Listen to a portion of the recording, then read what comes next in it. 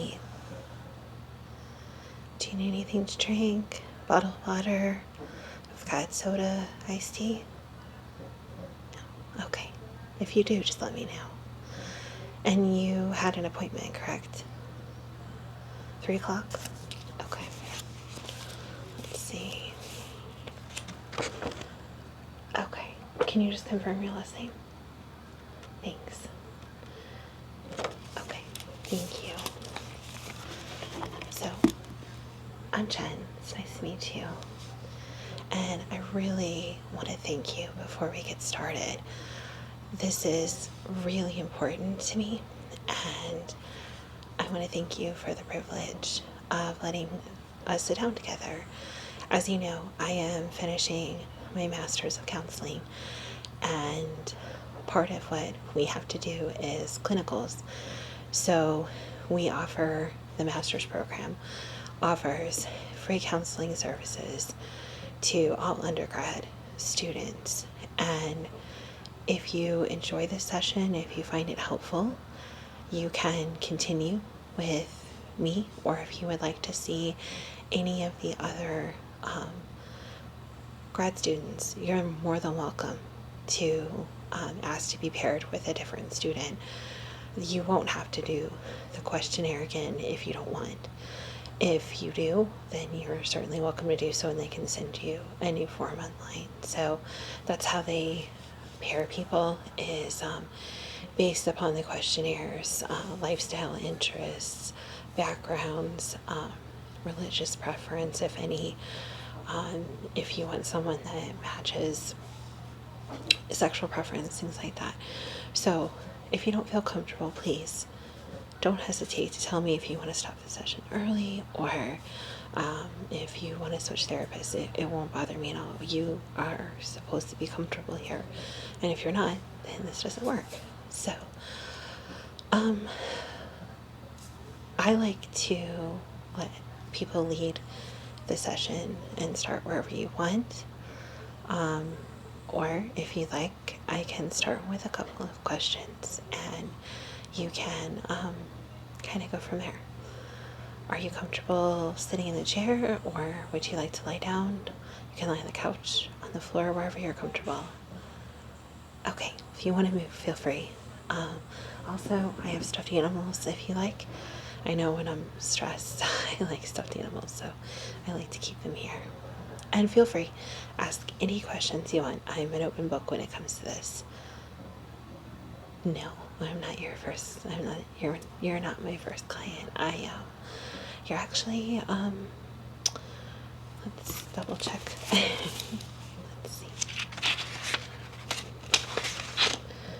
You are. Yes, you're the 24th person that I have had the privilege to work with. So it's based on hours, actually. We set up our sessions for 50 to 60 minutes each. That tends to be a good number for both us as a therapist in practice and for the client.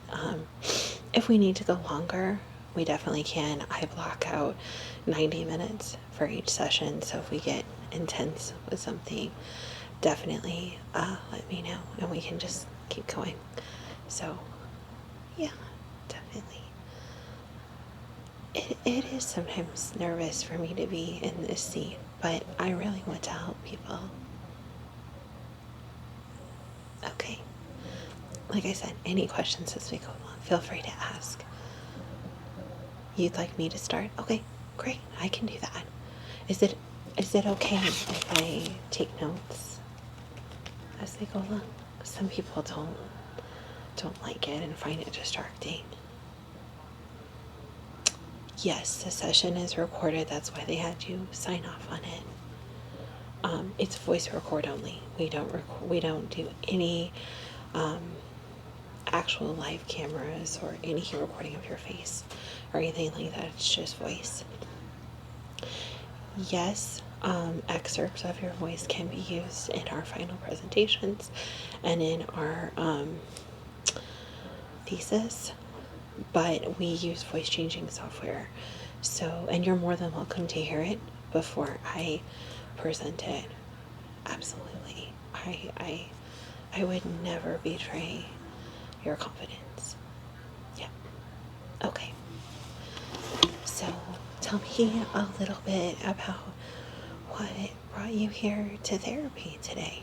What made you decide to take the jump to reach out for help? School stress. I got you. You're a freshman? Okay. Okay, and are you in the dorms or do you commute? You're in the dorms, okay. Do you have a roommate? You did. Oh, okay. So they moved to the athletic dorm. Okay. So no roommate. Is that okay with you? Oh, you like it better. Yeah. I understand. Yeah, I had a roommate too, and when I was an undergrad, I've stayed in the dorms my whole time. I'm still in the dorms. I'm where the master students are on the other end of campus now. But yeah, my first roommate actually was very social and pledged, and even though freshmen aren't supposed to stay if they get accepted, she was like president favorite, and she moved into their house. So yeah. And then in my sophomore and junior and senior year, I had a little money from doing some work on the university, and they let me pay the difference to have a single room. Yeah, I study better when I'm by myself, so. Okay. How are you doing with being away from home? It's hard. Okay. Why do you think it? Can you explain a little bit more about why it's hard? You miss your family. Are you close to your family? Your dad, especially. Okay. And you're trying to work on your relationship with your mom? Okay.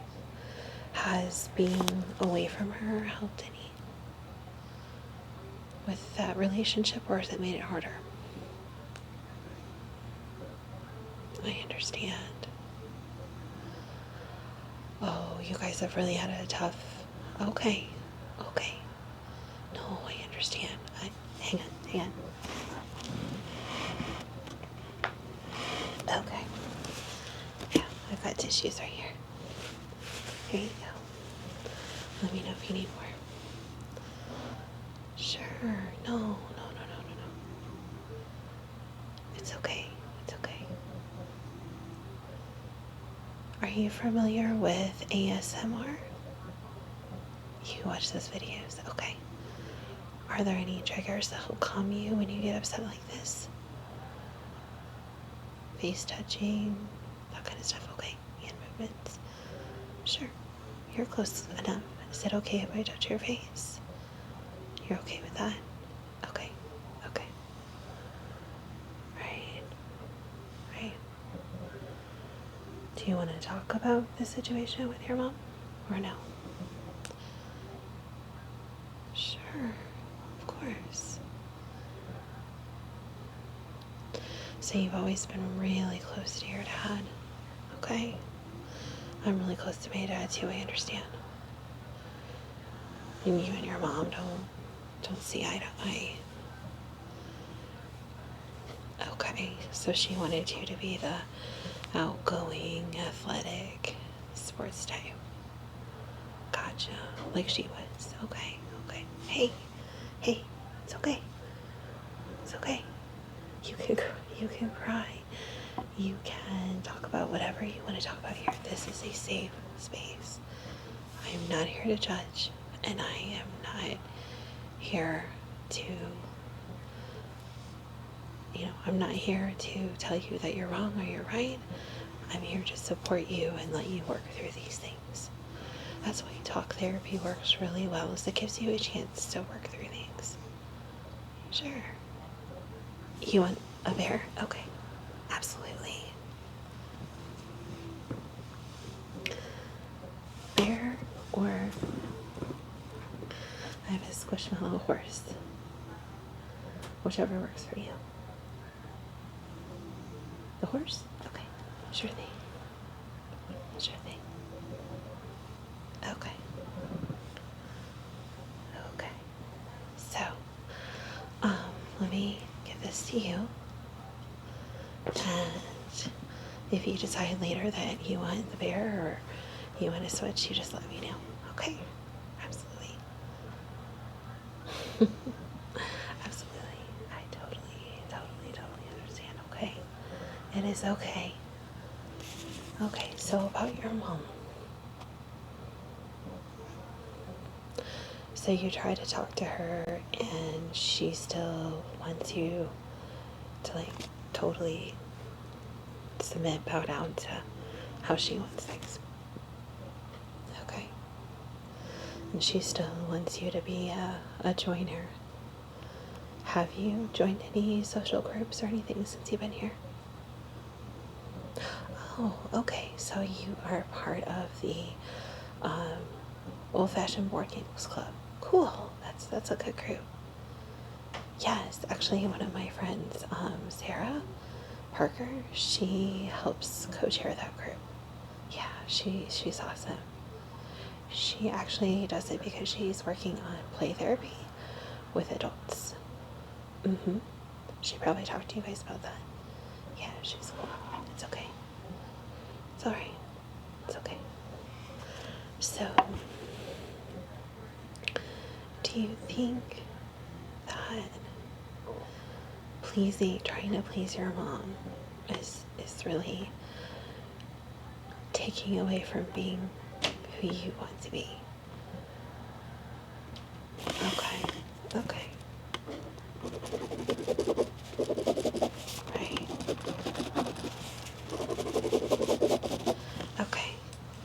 So I think sometimes when we spend a lot of time trying to please others, we lose part of ourselves. What I mean is that we try so hard to conform and to be that person that we think they want so that they're happy, that we forget about who we are. And we sometimes don't realize that we're doing it until we step back. And now that you've come to school, you're kind of realizing that you want to be you. And you should. You have every right to be you. You should be you. You deserve to be you. You do not have to meet the standards of anyone else. You are your own person. Absolutely. Absolutely.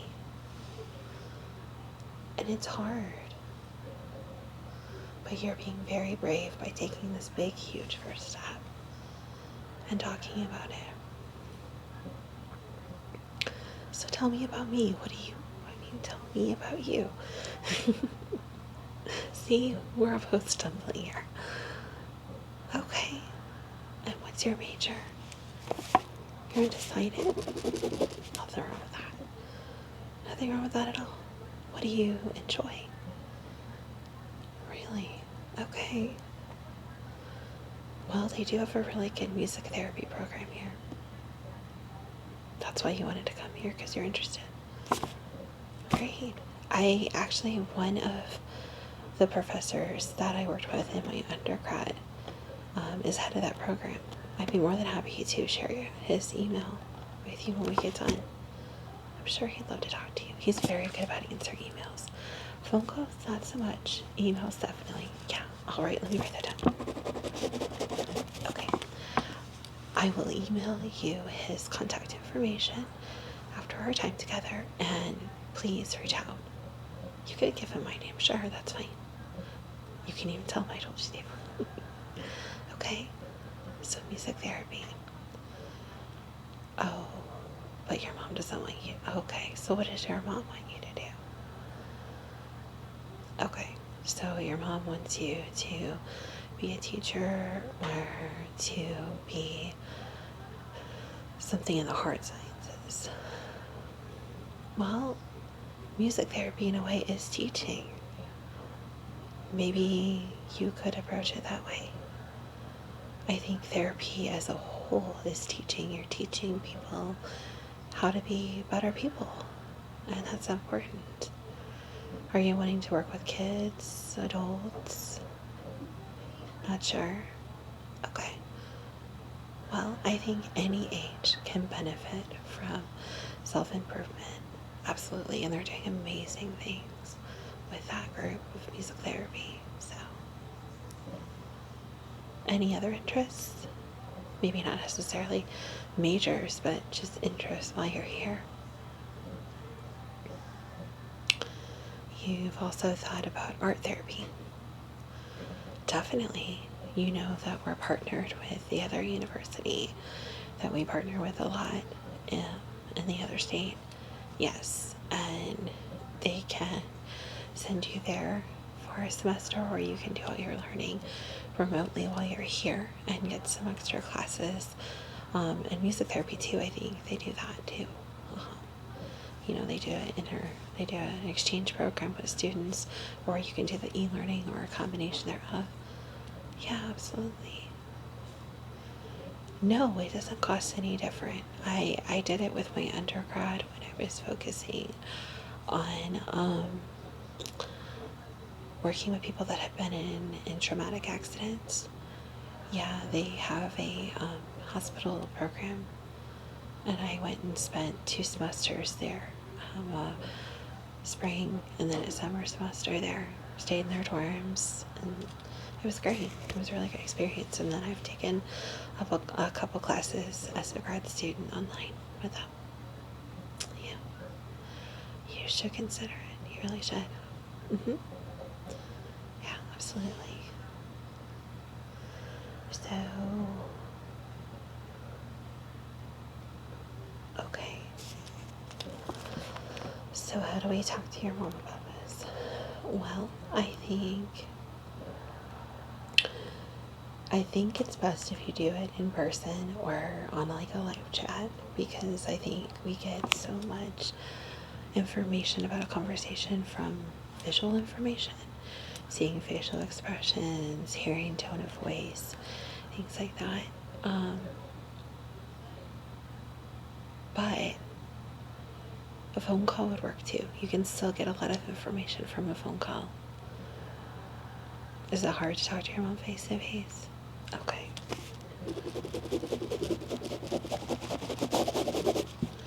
I get that. I do. I think that was one of the hardest things for me with therapy starting,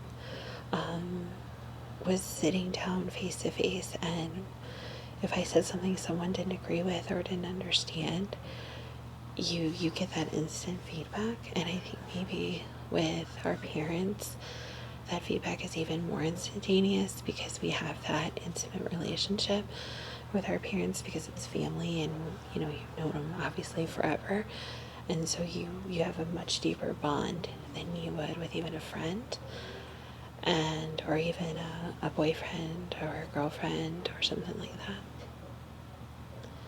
Oh, that's another issue is, okay, gotcha. So your mom doesn't approve of your love interest. Is your love interest here on campus or back home? Here on campus, but you met them online. Okay. Gotcha. No. Wait. Hey. Your lifestyle does. No.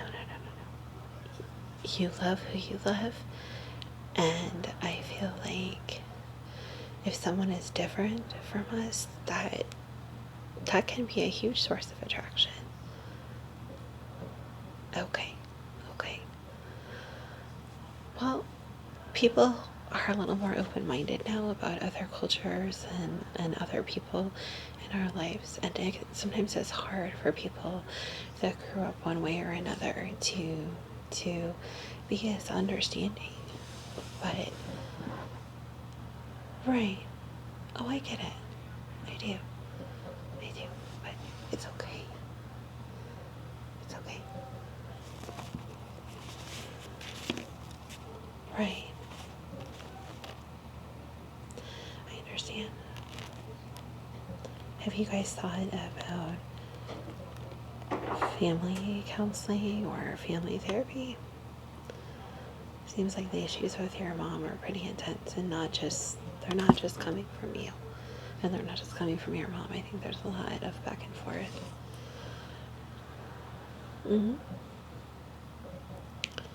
That is something that I am more than happy to do. Yeah, we can sit down together. Sure.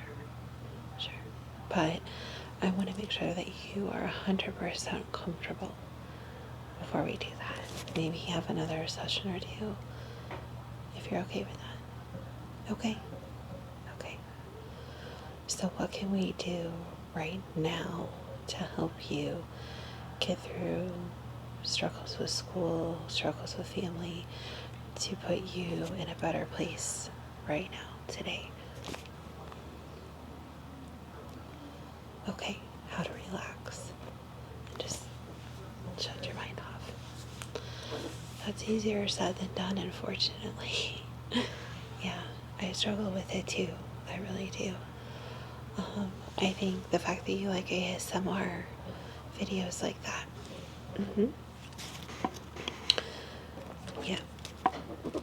So ASMR, and I'll send you a list of the things we talk about after in a separate email too. Okay, so you don't have to. I'm gonna write them down, and then we'll talk about it.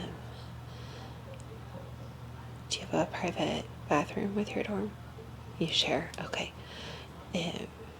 Maybe you can sneak in a time to let your roommates know, hey, I'm gonna take a hot bath. I'll be in there for a little bit. If you need anything, knock on the door, but maybe treat yourself to a hot bubble bath. If you're into face masks, facial care, or just, a bath bomb or a bubble bath, or just literally just chilling out in the water. Would you like to read books on, maybe listen to a book or a podcast? Okay, so scheduling time for you, like that bath, like that podcast, like that TV show if you like a TV show, or for a certain person on YouTube that you find funny, Sure. Okay. So videos, a long hot shower versus a bath. Okay, that works too. How's the hot water in the dorm? Good? Okay, good. So those kind of things. If you're a religious person, taking time to pray or connect with. Okay. So if you belong to a church, making time to go to church, or if your church has a service online, making sure that you tune into that or watching a rebroadcast, taking time to pray. Definitely those things. Sure. Absolutely. Okay. Oh, so your mom's not very religious, but you are. Okay, I get that. Religion can cause a... Yeah. Okay. Something we're gonna work on right now. Close your eyes. Try to clear your mind. Listen to nothing but my voice. Focus on nothing but my voice. Right? And take a deep breath in. Hold it. And breathe out. Another deep breath in. hold it and blow it out. One more time. In,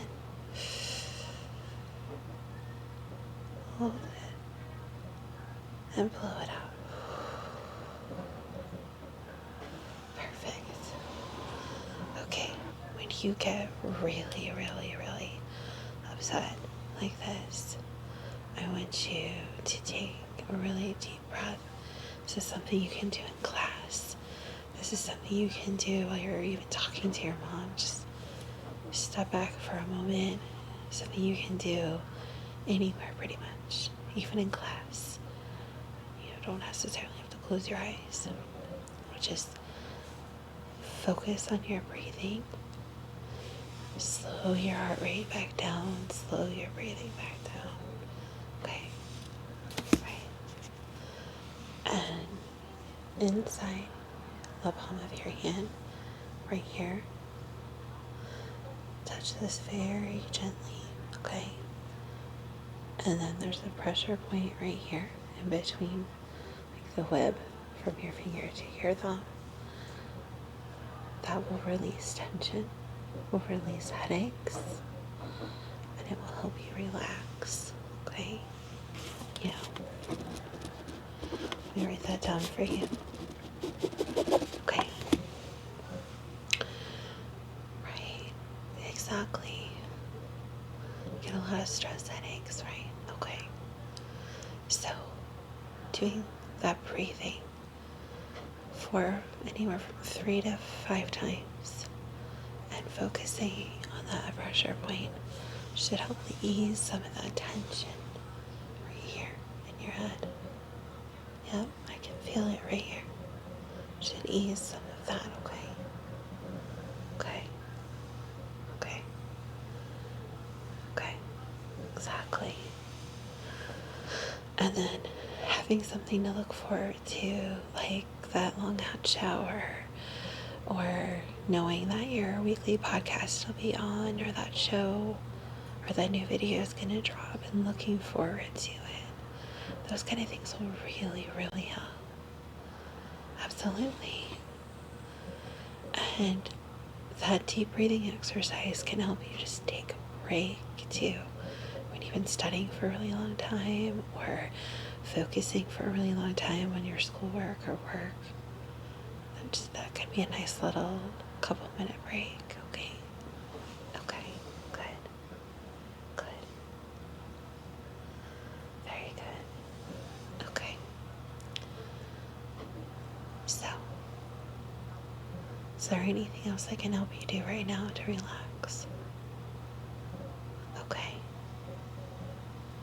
Great.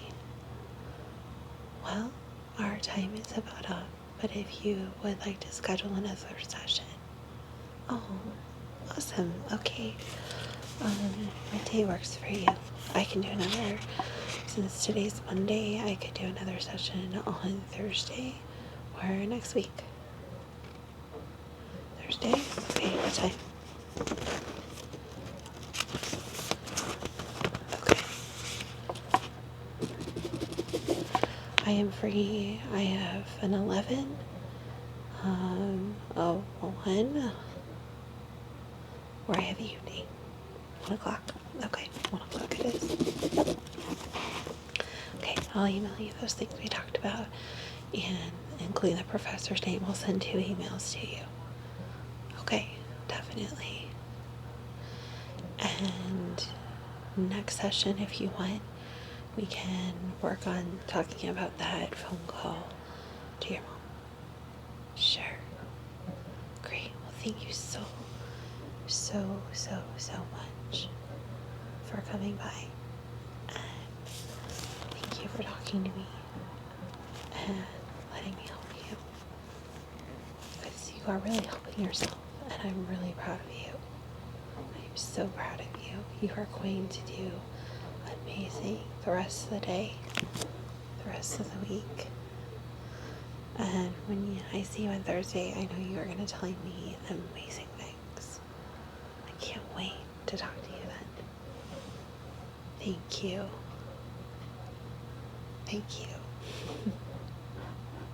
tell you what, you hang on to that horse until next time. Yeah, everybody needs a squishmallow in their lives. You hang on to it till our next session, okay? Absolutely. It was really, really, really nice to meet you. Thank you so much for letting me talk to you. And I will see you again very, very soon. Bye.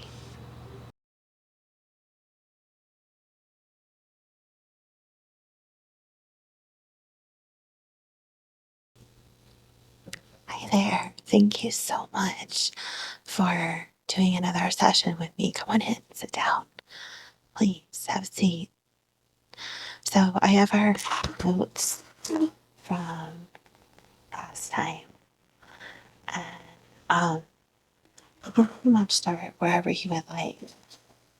If you want to start about school, if you want to start about things with your parents, it's up to you where you'd like to start.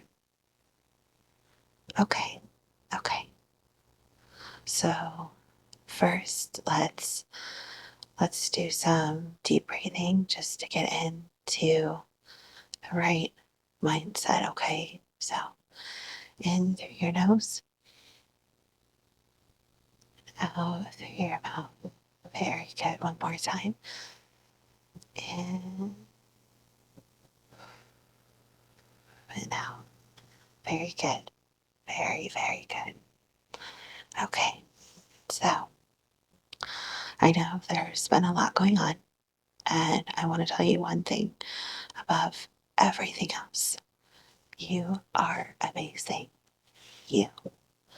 You are so amazing. You are totally, totally awesome. Okay. And everything that is negative, everything that is stressful, everything that is bothering you, we are going to sweep it out of your life. Okay. Sweep it out of your life. You don't deserve that negativity, and we're just push it all away. Okay. So, what has been going on with school? Okay. So, midterms. Okay. Just gonna take some notes. Okay. Okay. Are there any classes that you're worried about in particular? Math. Okay. I get it. Math has always been a struggle for me. Have you gone to any of the tutoring sessions, or have you gone to anything like that? Okay. Okay. Gotcha. How about one-on-one time with your teacher?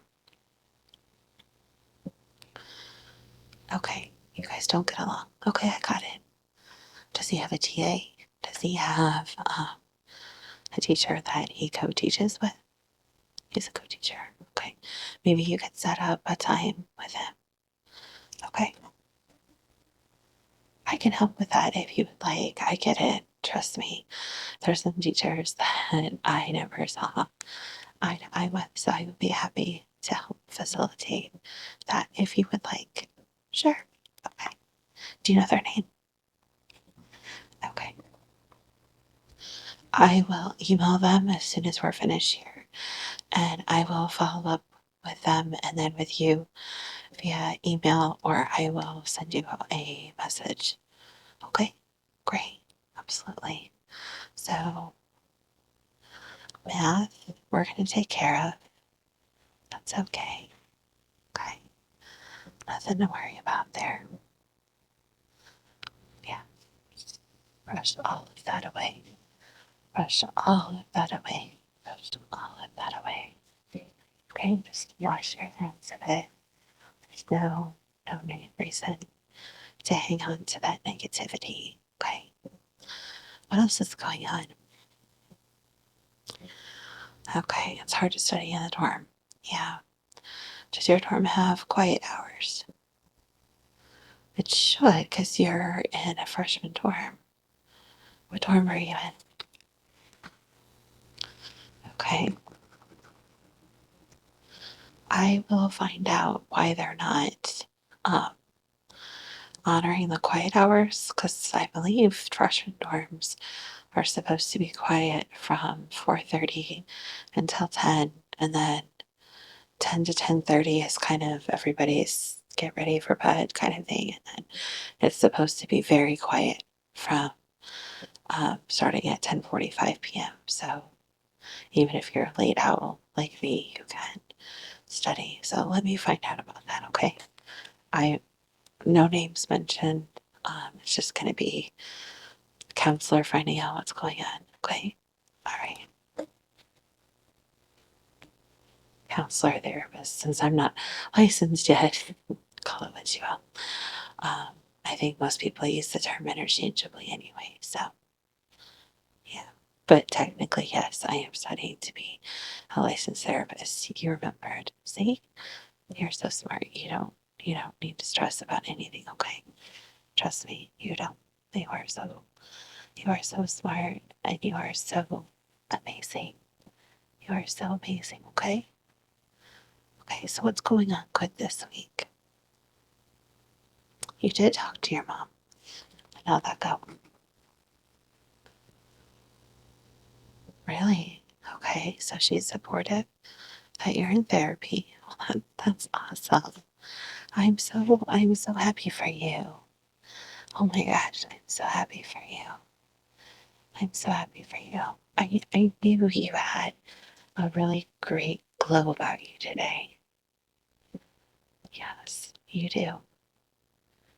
I gotta be nosy. Do you put anything special in your skin? Or is that just you? Well, you have great skin. You really do. You really do. You look naturally very, very just beautiful and elegant. And you just have that glow that so few people do. Be proud of that. So tell me a little bit more about what's going on with mom. She did agree to a family session. Great. Okay. Are we doing that in person, Zoom, phone call only? Or did you guys discuss that? You want to do it in person? When would you like to do it? Let me check.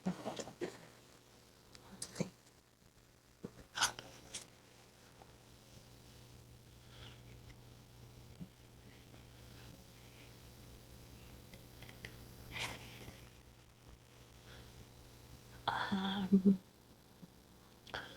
Next week I have time. What day next week? Next Wednesday? Yes. Morning or afternoon? Morning. Okay. Let me put you down right now. Where? How about 9:30 in person? Great. Awesome. Well, I am super, super, super excited about this. And here's how that session's going to work, just so we're all on the same page and you are not worried about anything and you are totally relaxed by it, okay? You are 100% in control of that session, okay? 100% you. Yes. Take a deep breath in, blow it out, and all of that stress, just let it go. Just wash it all away. Okay? Okay. Because you are 100% in control. 100%. And if things get tense, then we will do some deep breathing with you and your mom. We'll take a break if we need to. We will talk about a neutral subject, not school related. I can put some question time on mom, kind of,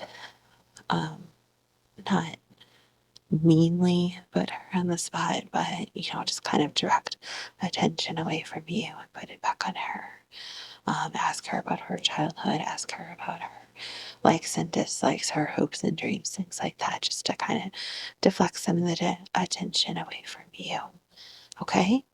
So this is 100% on you. You and I will have a couple minutes before mom comes in. We'll agree on a kind of stop word that you can toss out when you start feeling uncomfortable. And if that happens, then I will stop the session where it's at and we will focus our attention on calming everyone down and making sure that everyone is on the same page, okay? Okay, but remember, you are 100% in control, just like here, just like right now. If I ever touch on a topic that you don't like or you're not comfortable talking about, we will skip over it for now. Okay? Okay. Is there anything else going on? You went on a date. Wow, wonderful. This is someone that we had talked about before from your from your math class. Okay, so not someone we've talked about before. Well, I am really happy for you. Really, really happy for you. And how did the date go? So, okay. Awkward? Yeah, first dates are always a little awkward. But okay, so you guys agreed to each pay your own way. That was just good. That's very smart. See, you are so smart. You've got to give yourself more credit. Do you not realize how amazing you are? You are amazing and smart. And it's amazing, smart. You're a planner. You care about protecting yourself. That's so awesome. I am so proud of you. Really, I am so proud of you. Yes. So, how did the rest of the day go? Went well. Okay. You're having a second date. Okay. Well, that is amazing. I am just so proud of you. Yes.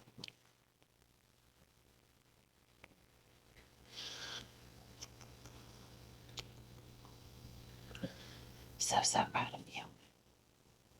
Anything else going on? Okay. Okay. Excuse me. You've got allergies too. Yeah, everybody does. So, okay. Okay. Well, so you have a second date set up, and that is amazing. So, what I thought we would do to kind of close our session today and give you a chance to kind of relax, especially since you have your second date tonight, right? Okay. I know you told me you were into ASMR and you liked face touching and you liked face brushing, so I brought this really awesome, really soft brush, and I thought we would do a little face brushing with it. So why don't you go over what the plan is for the date tonight a little bit so that you're not so nervous, okay? Okay. Are you meeting them there? Okay. Okay. Right. So you guys are on opposite ends of the campus. Okay. That makes sense. Okay.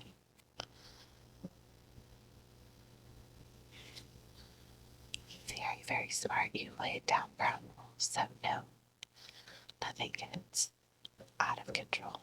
I appreciate that, I really do. Yeah, I really, really do. Yeah. Yeah. I admire that. Again, you are very, very smart. So you've established rules about how far things will get physically and what you're comfortable with, which is great. And then after dinner, you're going to see the new movie. Well, y'all tell me how it goes. I love that series, and I really want to go see the new one. Just don't spoil it for me. Okay. Right.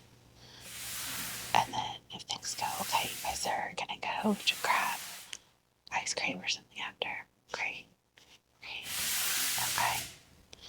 So you really have this all planned out, which is amazing. Yeah, that is totally amazing. I think you are going to have a really great time.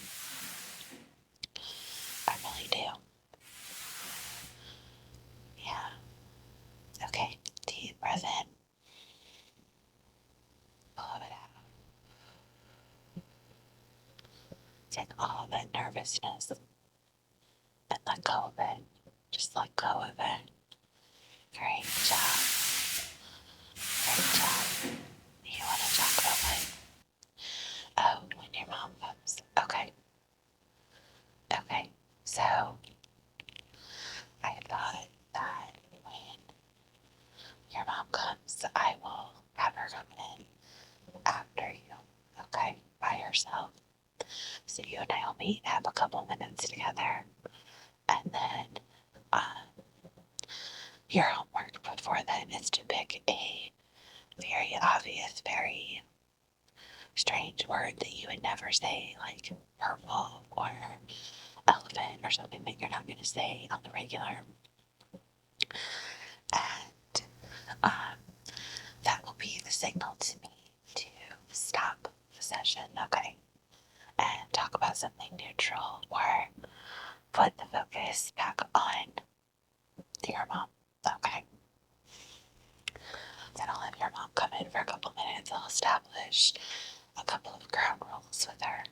And then we'll have you come in and then we'll both, you and I will discuss with her your concerns, your frustrations, your worries, and try to find neutral ground for everybody, okay?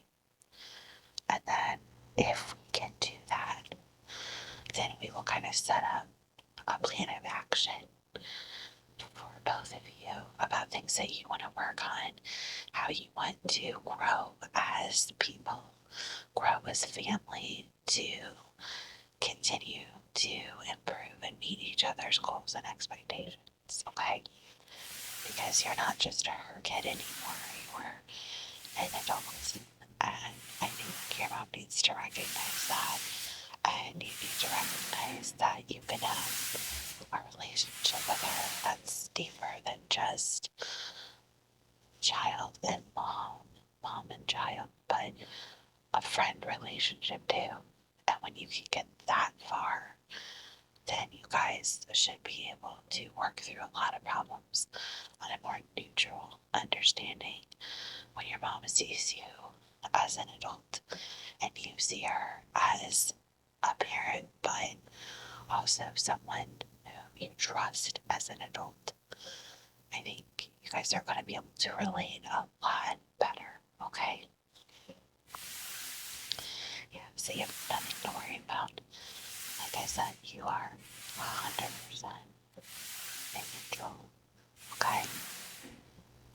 Okay. So, do you feel better about the session for next week? Great. Do you want to see me between now and then? We can do a shorter session, a half session. Sure, absolutely. Are you free Thursday. Afternoon. A little bit of afternoon. Thursday. Morning. Okay. What day?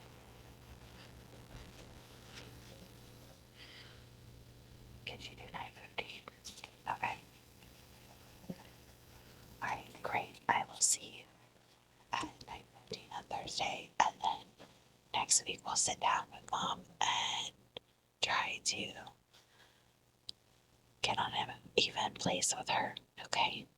But I am super, super proud of you, everything that you have accomplished. When is your math midterm?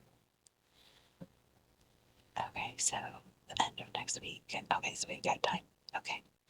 I will follow up with you about your daughter. I will follow up with you about what's going on with study hours and things and the time with the other teacher. Okay. Great. Thank you. Thank you so much for coming to see me. And I will talk to you again very, very soon. Sorry the kids in the science lab are with animals this week. It's a little crazy, so sorry. Yeah, sorry about that. But it's okay. Yeah, I apologize. So I will see you I'll see you Thursday and next week, and I'll talk to you via message if you need anything between now and then, okay? All right. Thank you for coming to see me. Thank you. You are amazing. Do not forget that. Hello, welcome back. I am so glad to see you again. Please take a seat. How has your week been? Pretty good. Okay. Okay. I made you some tea. Do you still want hot tea, or do you want me to make you iced? Hot? Okay. Great. Got your chamomile tea. And I'm going to set that right next to you, if that's okay. All right, great.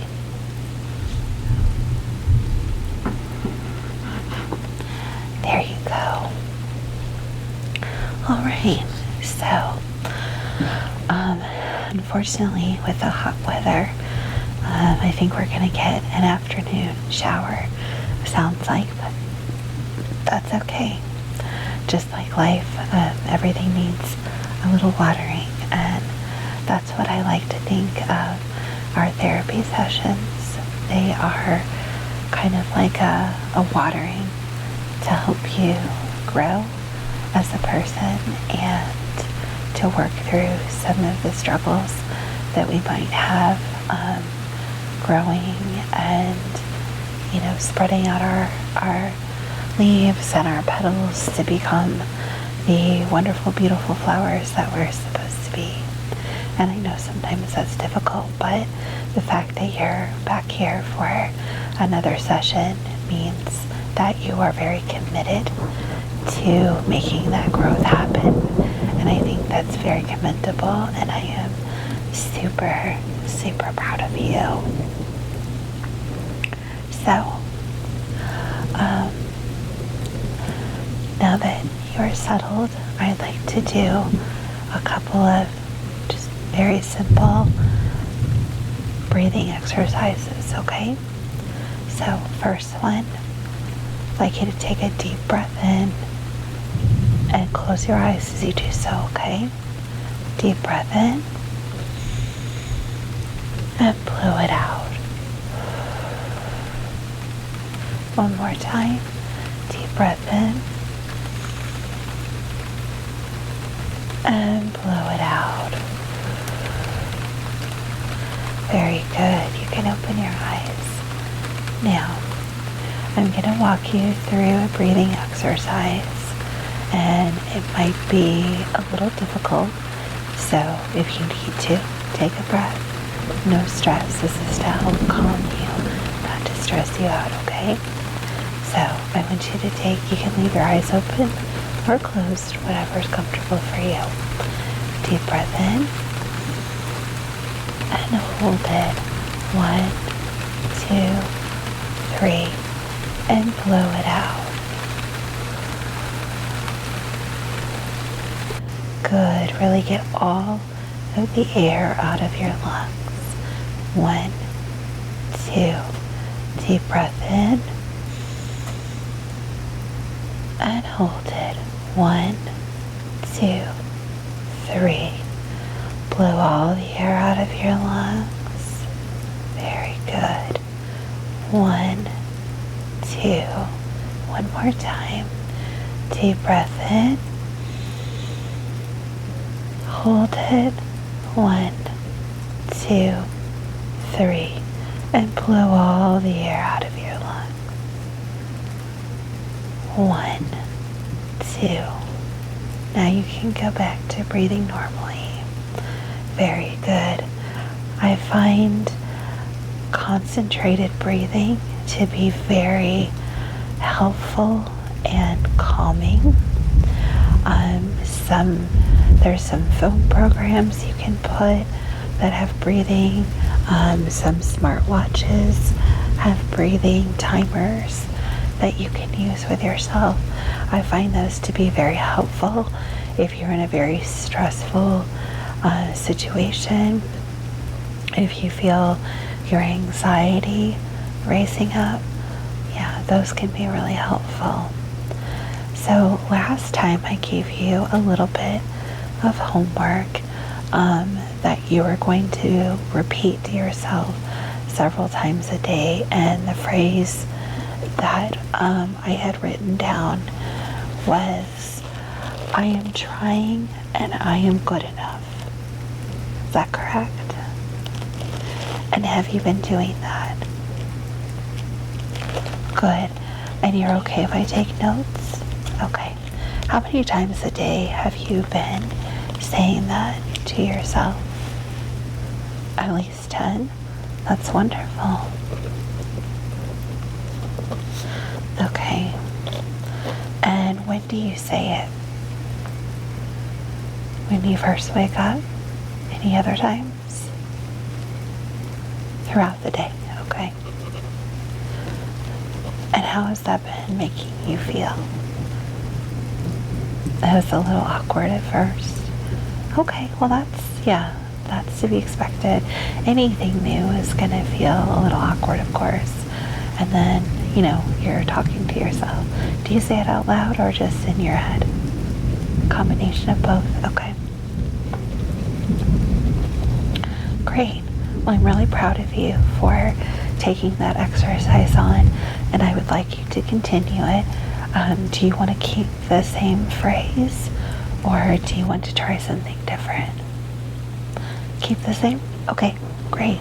I think what you have is really good. I think it's a very powerful statement because we are trying every single day, and it's important that we keep ourselves focused on continuing to try every single day. And this isn't a quick race. This is a marathon. So is there anything in particular that you would like to focus on today? Okay. Struggling with depression a lot and anxiety, and how long it's going to take to get better. Okay. Well, I can definitely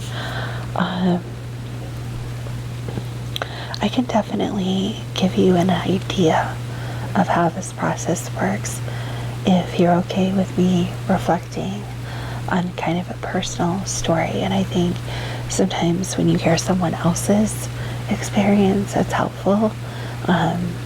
You don't necessarily feel so alone in the process. Okay? All right. So I have struggled with depression and anxiety a lot of my life. It started when I was a teen, maybe preteen even.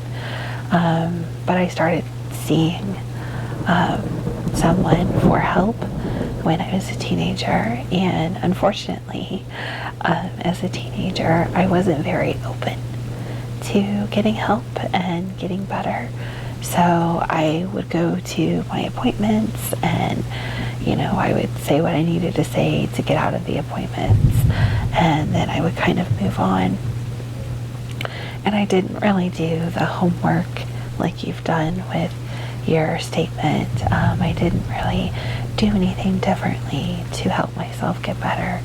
So it was a very long road for me to get to a place where I could manage my depression and I can manage my anxiety, because life is difficult, and sometimes even when we think we're in a much better place, depression, anxiety, frustration, just in general, different heavy emotions can come back up again, and they can manifest in different ways. So maybe a loss of someone in your life, maybe a loss of a job or a home, or not even necessarily a loss.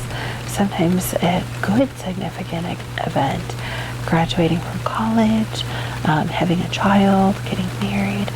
Sometimes good events can trigger a lot of emotions, and sometimes the darker, heavier emotions can come back in. So even when you think you have overcome depression and anxiety, sometimes it can come back in different ways, and different for different reasons. So maybe you've gotten over something that happened as a child that you really struggled with, but now you're worrying if you're good enough to have a family or good enough for the job that you're in. That sounds familiar? Okay. And that's what happened with me. When I finally did decide to make the decision to take care of myself and to get better, I did get better, and it was a process. It took me probably about 6 months of very intense work on myself. So every day journaling, every day spending time with my faith, because that was a big part of my healing, was faith. Spending time focusing on the things that my therapist had wanted me to work on. So it was a good 6 months of very intense inner self-work. And then I did get to a place where I felt a lot better. But it's an ongoing thing. That's the thing about therapy and self-care in terms of mental health. It isn't something that you can just sweep under the rug. What we're trying to do in these sessions is prepare you to focus on your mental health the rest of your life, so that you can have ways to cope when things get thrown, when life's curveballs happen. So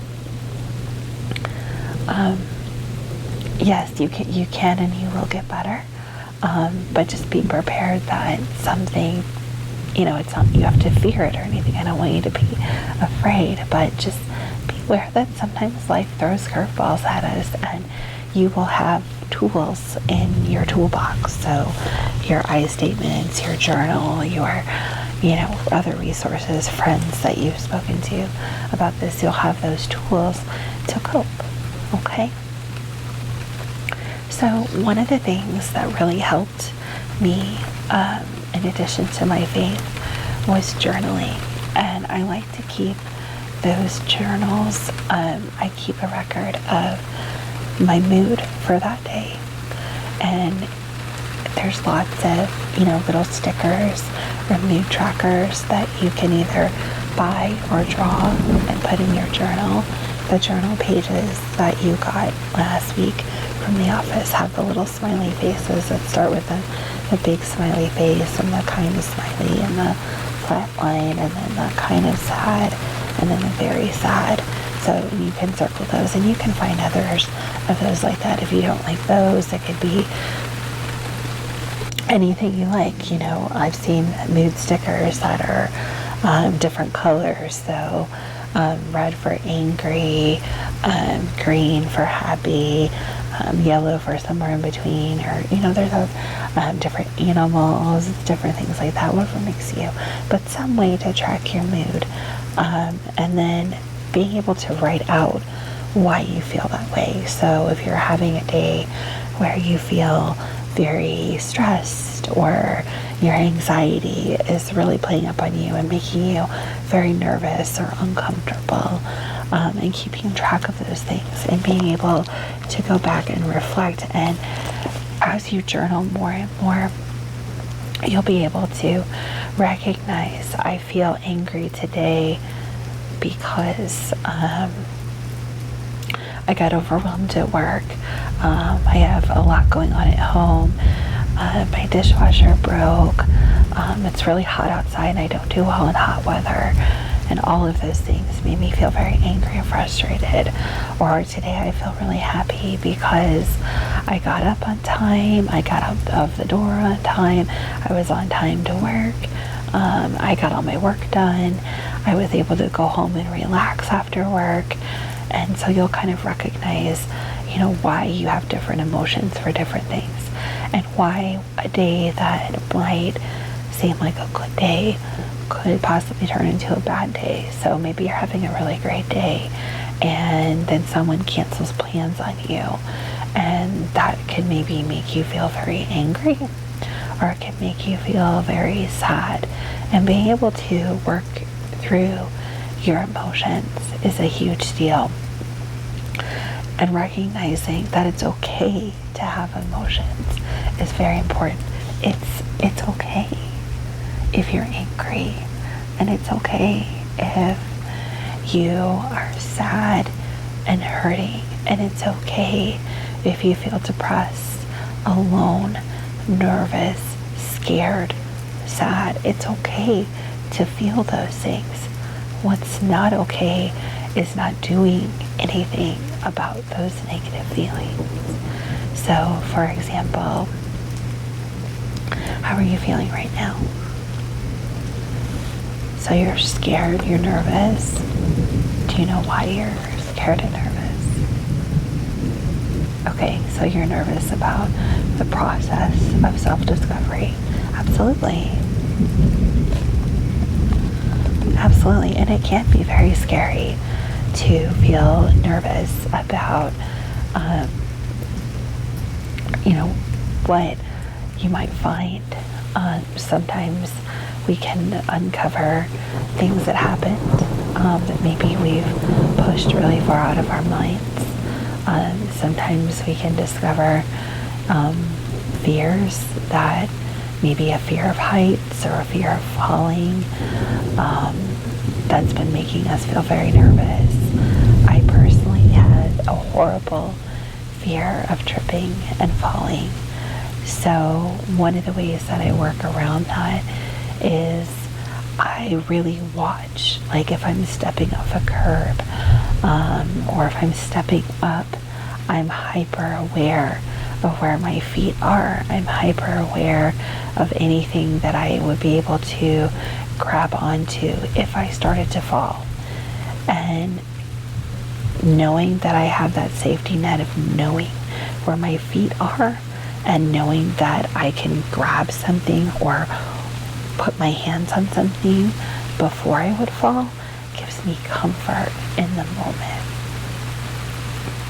So it's something that you're afraid of. Being alone. Okay? So one thing that you can do when you feel alone is surround yourself with activity. So let's say it's 2 o'clock in the morning and you don't want to call someone. Let me write down feeling alone, just so I don't forget we talked about this. Excuse me. So one thing you can do when you're feeling very alone is, put on background noise. So put on the TV, put on the radio, put on a CD that you like, and then involve yourself in a activity that consumes your thoughts. So working a puzzle, cleaning, journaling, if you have any hobbies that you like. So if you like needlepoint, if you like drawing, if you like putting together models, surrounding yourself with an activity that requires a lot of mental activity and you still have that background noise on. Even if you put on something like an ASMR video, just that calming voice in the background can be very comforting. Hearing another person. Some people really turn to pets if they have them. Do you have pets? You do. Okay, cats. Great. Dogs, if you have cats and dogs. Okay, perfect. So, spending time with your pets. The only small downside is, of course, they can't talk back, at least not in human language, which is why I recommend having on the radio or the TV or, something, a video in the background, just so that you hear the sounds of another comforting human voice and something calming, not like don't have on a horror movie in the background or something, unless you find that calming, but having on something calming, just to hear other people. And then when you can, when it's not 2 in the morning, or maybe you have someone that stays up all night and you can reach out, obviously best if it's in person or a phone call or even texting, just to have that connection, to keep talking to someone, helps to ease that loneliness and assure you that you're not alone. And I think one of the benefits that we have now, you can go into chat rooms, you can go into discussion groups, obviously be safe online, but you can go someplace and be anonymous if you want to just have a casual conversation, find a group that interests you, whatever hobby you're into, or if you like to read, find a group that discusses books. There's lots of groups out there that you can join that would give you interaction, that if you couldn't leave the house at the moment, or it was really late at night, you can log on and have that interaction still. Okay? What else has been bothering you this week? Still struggling with not feeling good enough. It's okay. Hey, this isn't, this is recovering from struggles that you've had with mental illness. Is like recovering from a major surgery. When I had major surgery last year, the first day I felt actually pretty good after my surgery. I didn't have too much pain. I felt like I could get up and do things. And then the second, the third day, I was like, oh, this is not what I wanted it to be. This is not the recovery that I wanted. And it took a lot of time. I had a restriction on weight that I could lift for a long time. I wasn't able to drive for a long time, and that was very hard for me to cope with, because I'm usually pretty independent and don't want to ask people to drive me, don't want to ask people to go get things for me. Walking up and down the stairs for the first couple of days in my house were really difficult, so it's hard to rely on others sometimes, but we need other people. And here's the thing, you're not going to just wake up tomorrow and your struggles with your depression and anxiety will be gone. I wish they could be. I wish there was, I think that's why my faith has always been so comforting. Do you have faith of your own? Okay. So that's a wonderful source of comfort, is spending time focusing on your faith, spending it in prayer, spending it in reflection on your faith. That's a very good way to cope as well. And I think faith brings about a feeling of comfort that you do matter, because your faith is saying that you believe in something higher than you, a creator, and that creator loved you enough to create you. And so you do have purpose and meaning, and you do feel that sense of belonging because you were created. Absolutely, absolutely. In terms of your anxiety, in the moment, things that you can do would be breathing exercises, and that's something that someone around you isn't going to notice. You can do that in your head. You know, you can be at work, be in school, you could be on the bus, you could be in the grocery store. If you start feeling panicky and nervous, you can gently count in your mind. When you breathe in and hold your breath for that count of up to 3, and then slowly release, count to 2, and then take another breath in. No one's going to notice you doing that, and it's going to provide you a sense of calm. Okay, so breathing exercises. Other things that might help you in the moment if you're feeling really down is writing down that feeling, or just simply making a mental note of it, and then finding something that's completely the opposite. So if you're feeling sad, finding something that makes you laugh, a funny video on YouTube, finding a movie that makes you laugh.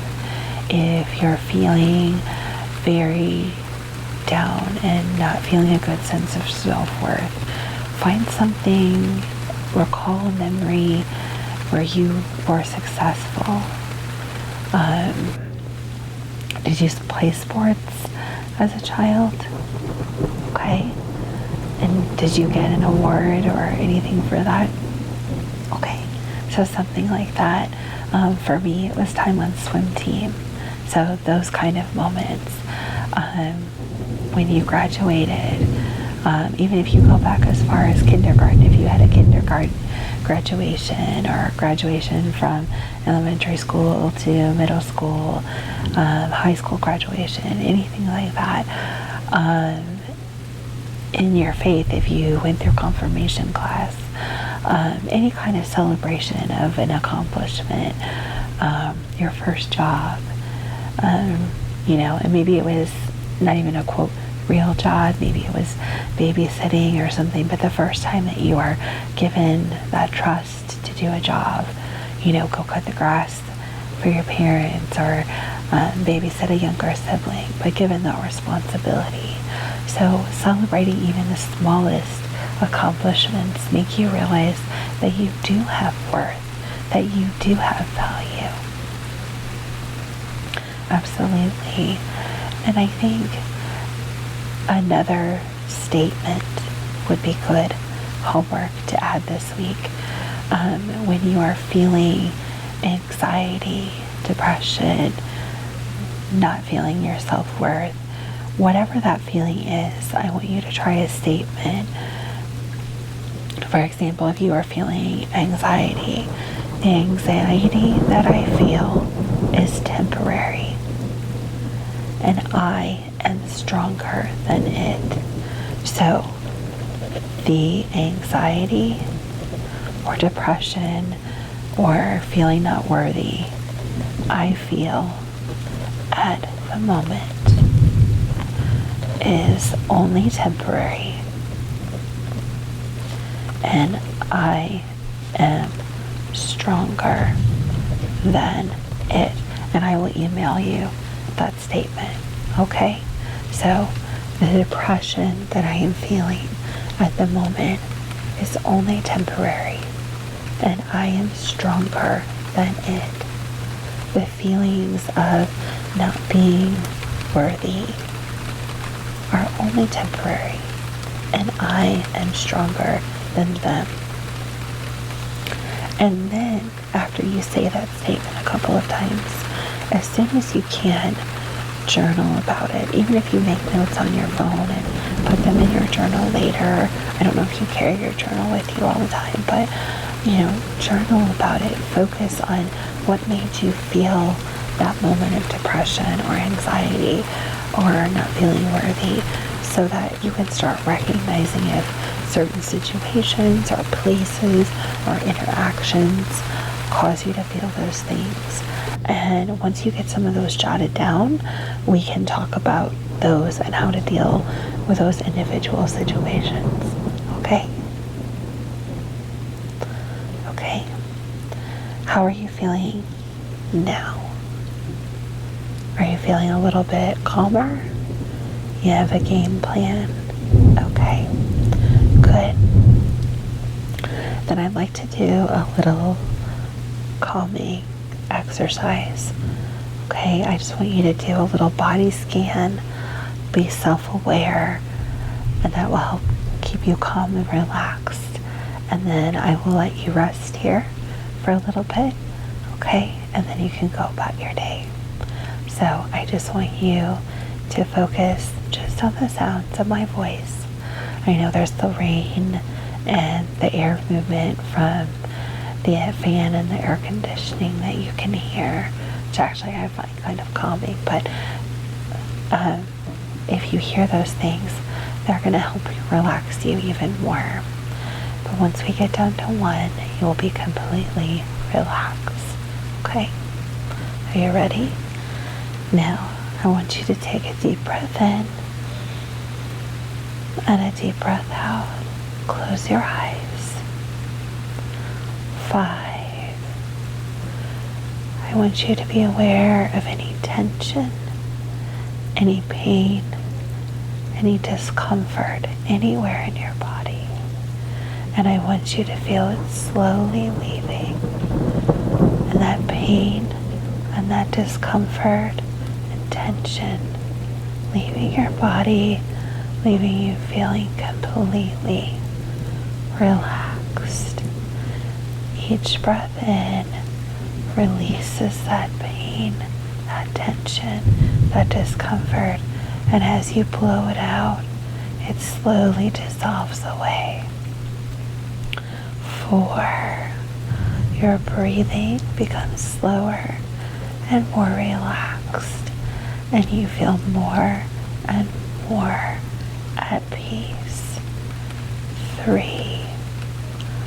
Your body no longer has any pain, discomfort, or tension, and you feel you are completely physically relaxed. Your breathing is slowed, your heart rate is slowed, and you feel very, very calm. 2. Your mind is no longer racing. You are simply focused on the quiet background sounds and the sounds of my voice, and you are completely and totally relaxed. 1. You are able to gently drift off to sleep without any struggle or without any tension or stress in your mind or body, and you are 100% relaxed. Now, just take a moment. Hello, welcome, come on in. Please have a seat. Yeah, sorry about the rain outside, but I'm glad you got here safely. It's very nice to meet you. You can just call me Tina. I don't prefer titles here unless you're not comfortable with that. Good, okay. Have a seat anywhere, please. I try to have my office a little more of a comfy space for you. Can I get you a cup of tea? No? Okay. If you change your mind, just let me know. I do have several varieties. I'm a big tea drinker myself, so feel free to let me know if you want anything, okay? Great, I'll let you get settled.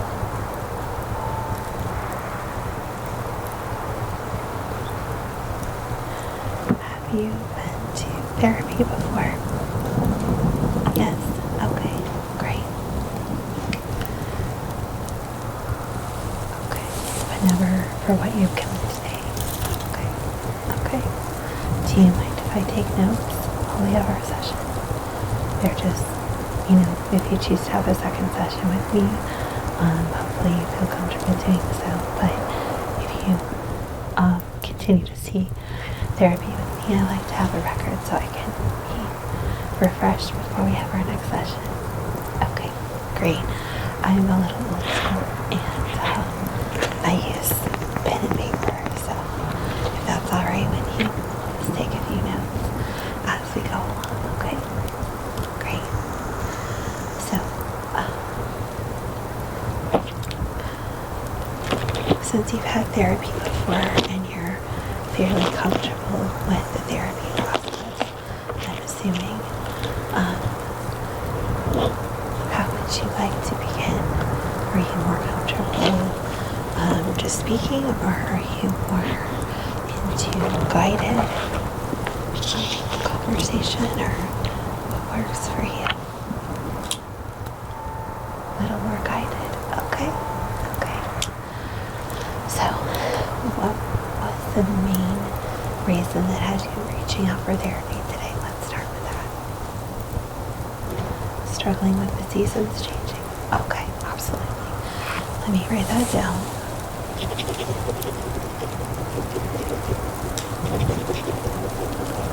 That is unfortunately something a lot of us struggle with, myself included.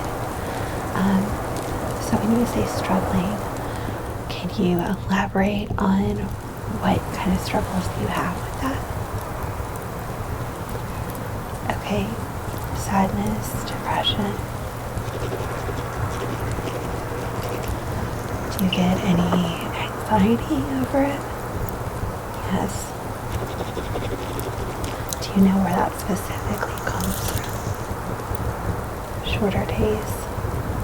Well, feels like a shorter day. Okay. I understand that, yeah, with it getting dark sooner, that can be really stressful. You don't like to drive at night? Okay, I understand that too. I really understand that. Do you have to drive at night? Home from work, so your trip home, and then later in the year you'll be driving in the dark. Okay. Do you have the option to maybe ride share with someone? No? Hey, I understand. It was just a thought. I get it. Yeah. Okay. Okay. Great. Well, you've given me a lot to go on. So what I would like to do is maybe do a few calming techniques with you as we kind of go along. So are you somebody that has tried any kind of calming techniques before? A little bit? Okay. What have you tried? Listening to music? Reading self-help? Yeah, there's nothing wrong with that. Absolutely. Self-help books. Actually, a lot of them are really good. So, anything else? You like nature sounds? Okay, great, great. So I think nature sounds, connecting with nature is definitely something.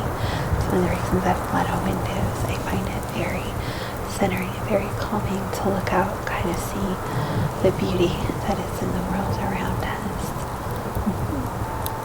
Okay.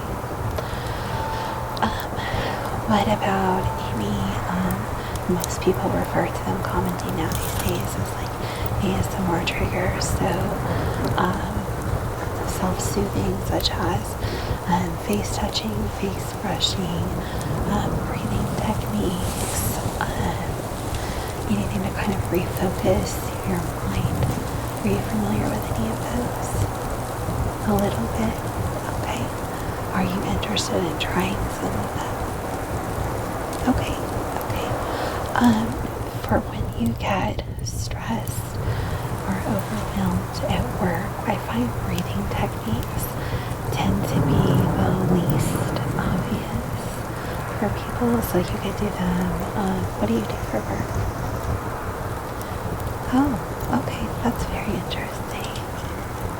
Do you enjoy it? Yeah, good. I can imagine it can be a stressful job. Yeah, okay, alright. Well, since you are around people, I think that breathing exercises, like I said, tend to be the less noticeable of the self-soothing exercises that one can do. Are you okay if I get close and or touch you? Okay, I always like to ask. Okay. So I think one thing that really helps is, like I said, the focused breathing. Are you comfortable trying that? Okay. Alright, this is a very, very, very, very safe space. I promise you that. Okay. So, let me kind of guide you through it, if you would be so kind as to just get comfortable. Okay. And then you can either close your eyes or leave them open, but I'm going to walk you through it. Okay, so take a couple of normal breaths, and then we're going to do what's called box breathing. So you're going to take a breath in slowly, hold it slowly, release it slowly, and then hold it, and then we'll repeat the cycle. Okay? Okay, great. So I want you to take a very deep breath in. Deep, deep, deep. 1, 2, 3. Good. Hold that air in your lungs. 1, 2. Exhale all the air out of your lungs. 1, 2, 3. Good. Hold it. 1, 2. Great. Again. Deep breath in. 1, 2, 3. And then hold it. 1, 2. Exhale all the air out of your lungs. 1, 2, 3. Great. And then hold it. 1, 2. One more time. Deep cleansing breath in. 1, 2, 3. Hold it. 1, 2. Exhale all the air out of your lungs. 1, 2, 3. And then hold it. 1, 2. Great. Now you can breathe normally. Wonderful. How do you feel? It's a good way to really focus, not only kind of refocus your brain on one task so that your mind isn't kind of all over the place.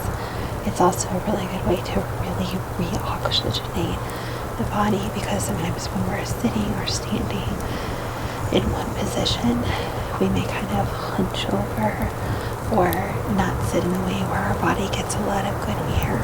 So this is a way to kind of refresh the amount of oxygen in your body, kind of open up your lungs and your chest as well.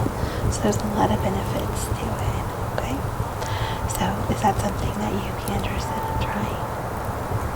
Okay, good. I am going to email you a list when we're finished of everything that we thought would be good and helpful for you. Okay, great. Another technique that people really like is brushing, whether that's on your face, whether that's on like the inside of your wrist while you're at work, or some people enjoy it on softer places like on their neck. Is that something that you are interested in? You want to try? Okay, great. I'm going to start off very gentle. This is a very soft brush. Okay, if you'd like to hold out the palm of your hand, and I'll just brush over it. Great. Yeah, it's nice and soft. Right. Alright, are you wanting to try on your face? That's the most common place, but like I said, people have their own preferences. Yeah? Okay. So what I'm going to do is I'm just going to very gently brush it across your forehead and then down the side of your face all the way to your chin. Just very gently. Then go back up across the other side and then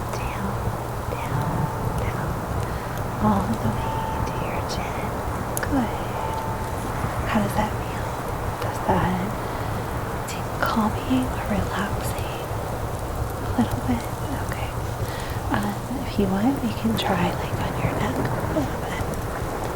Okay. That's just a very, very, very sensitive place for a lot of people. So if that's a place that's comforting, that's more comfortable for you. Okay, that's definitely something that you could do. If you could slip off to like a break room or your car or even the restroom. You know, I was going to question like if you're putting on some makeup or something, or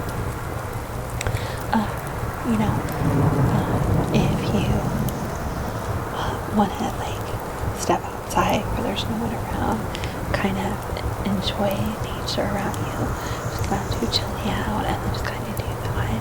That can be very soothing. Okay, let me put that on your list. So brushing.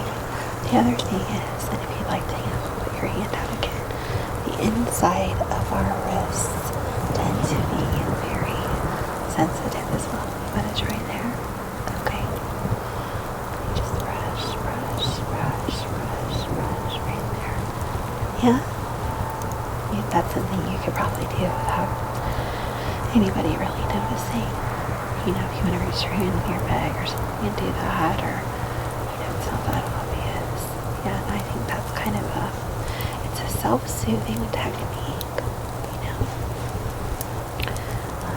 or if you have, when you're at home, if you have someone that can do it for you, just kind of provide to your neck again, provide that soft touch, and just kind of allow you to refocus. It's exceptionally helpful if you use the same kind of brush.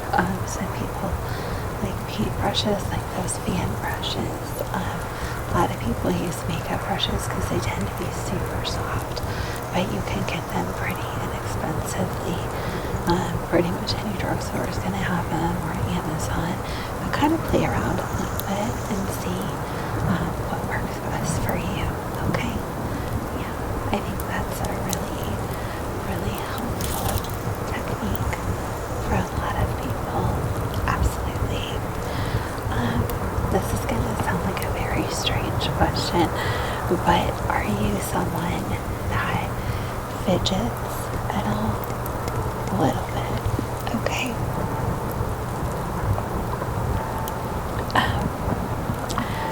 For people that fidget, a lot of times that stimulation of touching or interacting with something can also be very soothing. So, I have this cute little stress pushable little octopus guy. He's kind of made out of stretchy rubber, but he's kind of cool because you can kind of pop him in and out. Okay, and then you can pop each of his little feet, so to speak, and that's a great way to, and he has a little face on him too.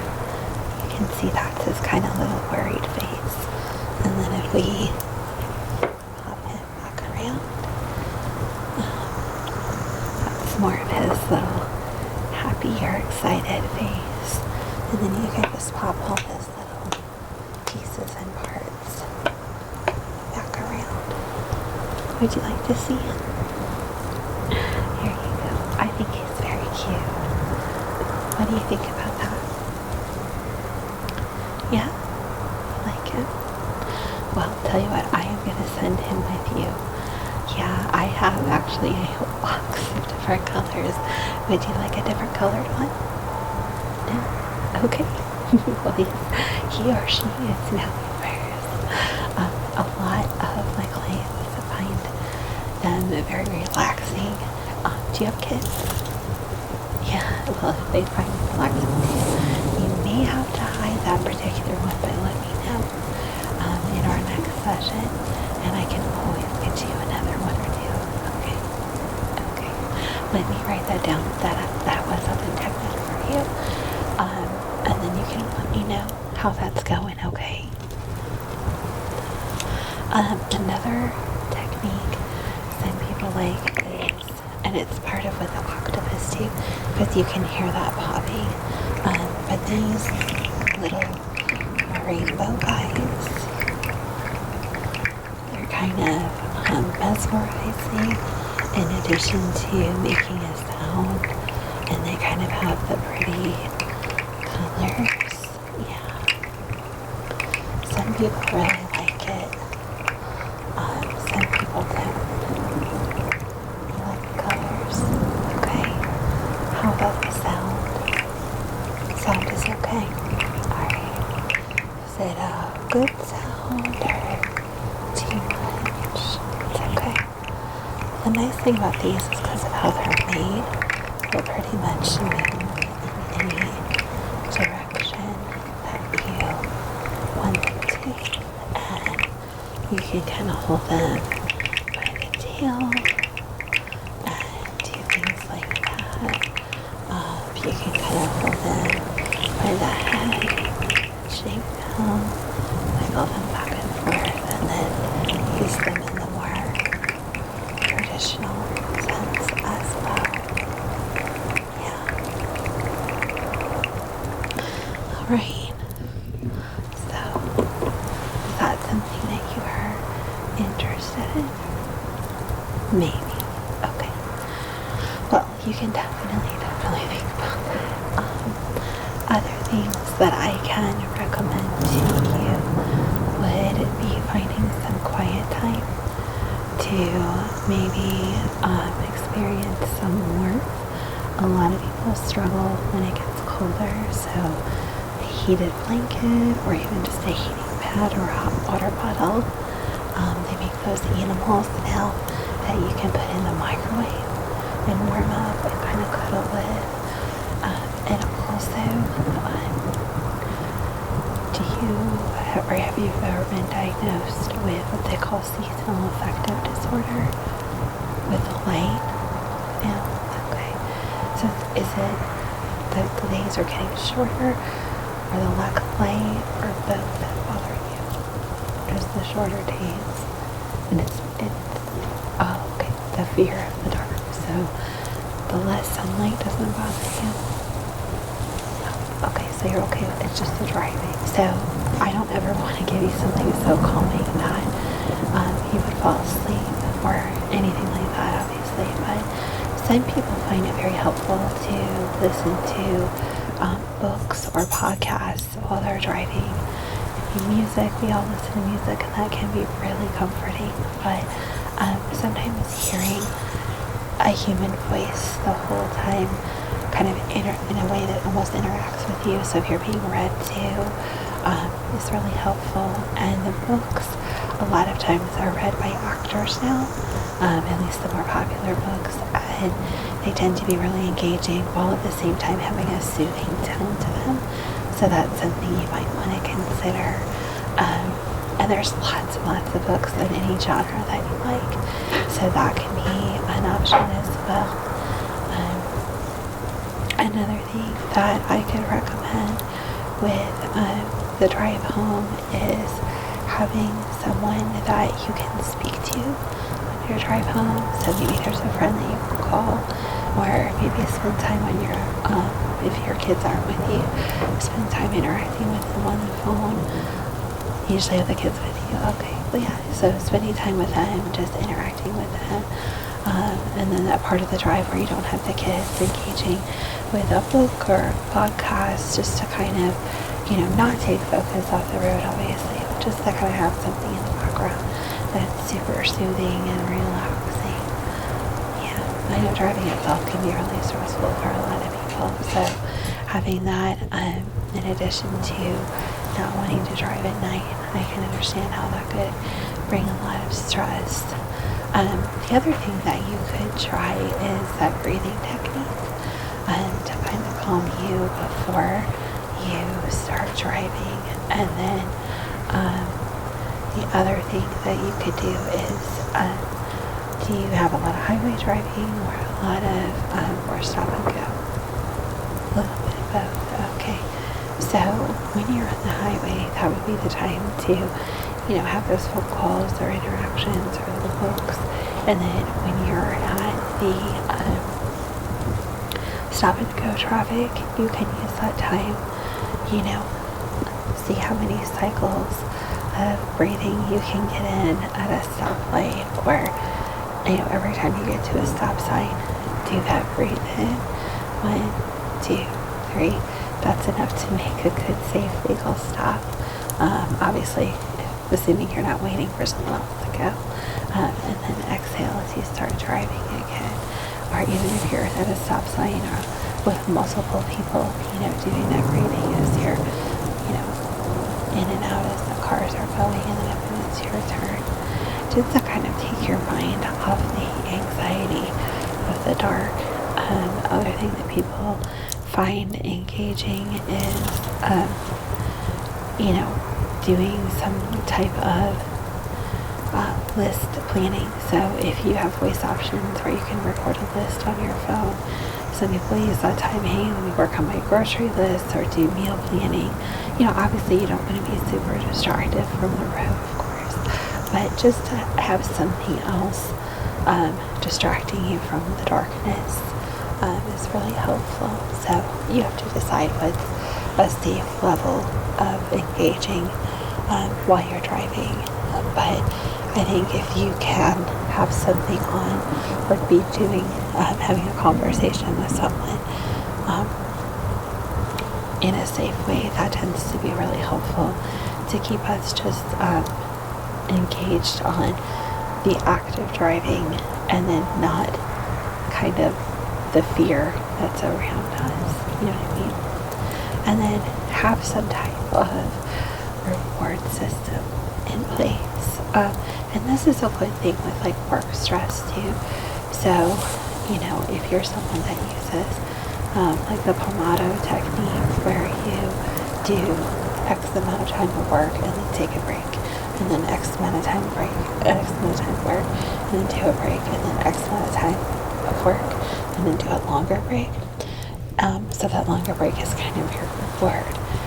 And then if you do the same thing when you drive, so okay, my drive to work this morning is going to be in the dark, so I'm going to leave a couple minutes early and make a coffee that I like. So if you have flavored creamer, or I'm going to have a moment at my desk to play a game on my phone or make a quick phone call. And then same thing when you come home, have something that you look forward to, having a nice relaxing tea or something without caffeine so you can get to bed at night, or checking in with friends or family, things like that. But all kinds of things to just kind of help you see that what normally be stress and anxiety inducing as a place of relaxation. The other thing is if you like the brush, just simply rubbing this over your neck or on your arm. If you want to give me your arm again, so you can have a hand on the steering wheel, and while you're stopped at the stoplight, you know, keep one hand on the steering wheel, yeah, so like that, and then just gently brush, brush, brush, brush, brush. Absolutely. So all of those are good ways to kind of engage your mind into having it be a good experience instead of a difficult one. Yeah. Do you have any questions for me? Okay. Well, is there anything else at this point that is bothering you that you want to go over? No? Okay. Do make sure that you are getting enough sleep. I know sometimes when the hours of light change, sometimes it can mess with people's sleep, or you find yourself getting up at different times because you were used to one pattern of light and now it's different. But when you're dealing with stressful situations and in a situation where you know you have stress with the seasonal issues, want to make sure you're getting lots of sleep to take care of yourself, okay? Okay. Would you be interested in coming up for a follow-up? Okay, great. And we can obviously talk about anything else that you would like to talk about right. Would you like to come back in, say, a couple weeks? Great. Do you have a day or a time in mind? Okay, same time. Sure. Let me check my schedule really quick. Hold on just a sec. I think, yep, that would be perfect. So let me get you in the books right now, okay? Alright, good deal. I will send you that email, like I said, with the techniques that we went over. I'll also send your appointment reminder, and then you'll get the text message like you did 3 days before, and then the day before and the day of, just to remind you of your appointment, okay? Okay. Well, again, it was really, really, really nice to meet you. If you need anything between now and then, you have the option to leave a message for me either via email, or you have the recorded line that you can leave a message on, and I will call you back same day. Okay? All right. Thanks. Good luck, and I wish you the absolute best. You are going to be okay. I promise. You really are. You're going to do just fine with this. So I will see you again very, very soon.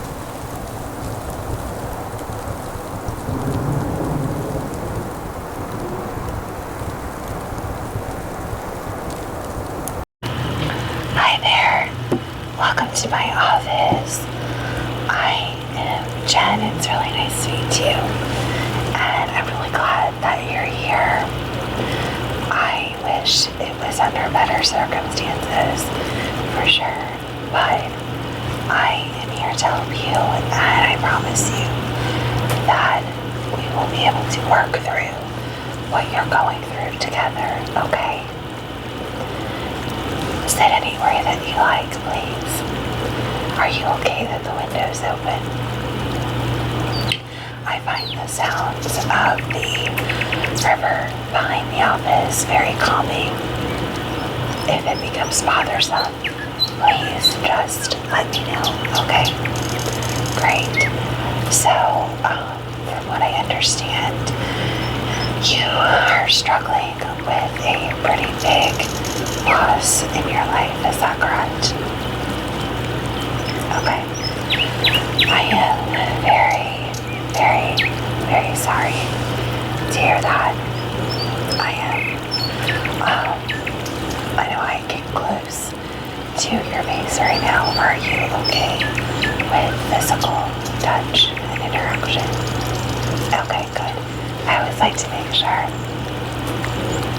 Touch, as you know, can be very healing and soothing for some people.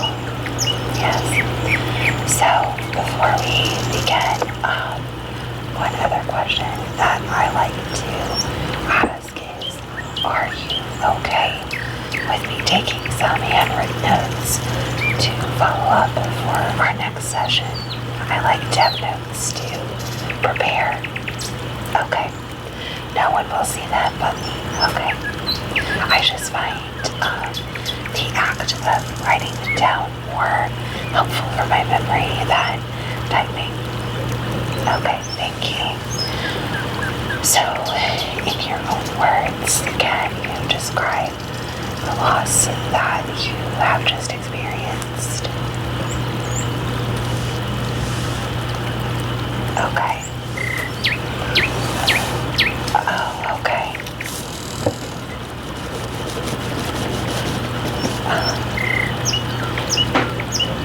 So this was a very close personal loss. And do you have support from other family members, friends? A little. Okay. Okay.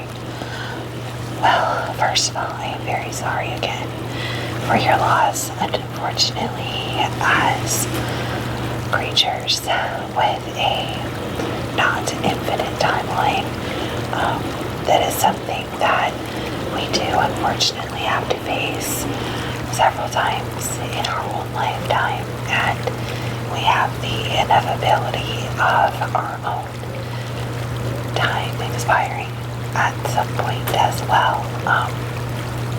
But it doesn't mean that we can't mourn, that we can't feel the pain and loss. Lots of cultures handle loss in many different ways. Some see it as a celebration. Some go through different phases of celebration, sadness, joy for the person's life, and then a collective feeling of loss within the family unit. Others simply approach it as a painful, private situation that isn't necessarily discussed with others. I tend to let my clients take the lead.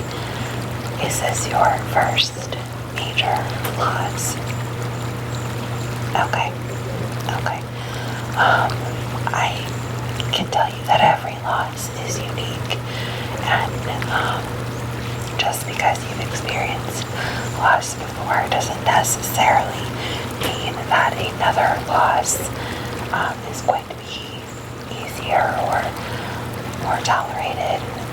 Just to be totally honest, each loss is unique and personal, and we reflect and react to them differently, and that's okay. Everything that you are feeling right now is valid and totally okay. What are the feelings that you've been feeling since the loss occurred? Okay.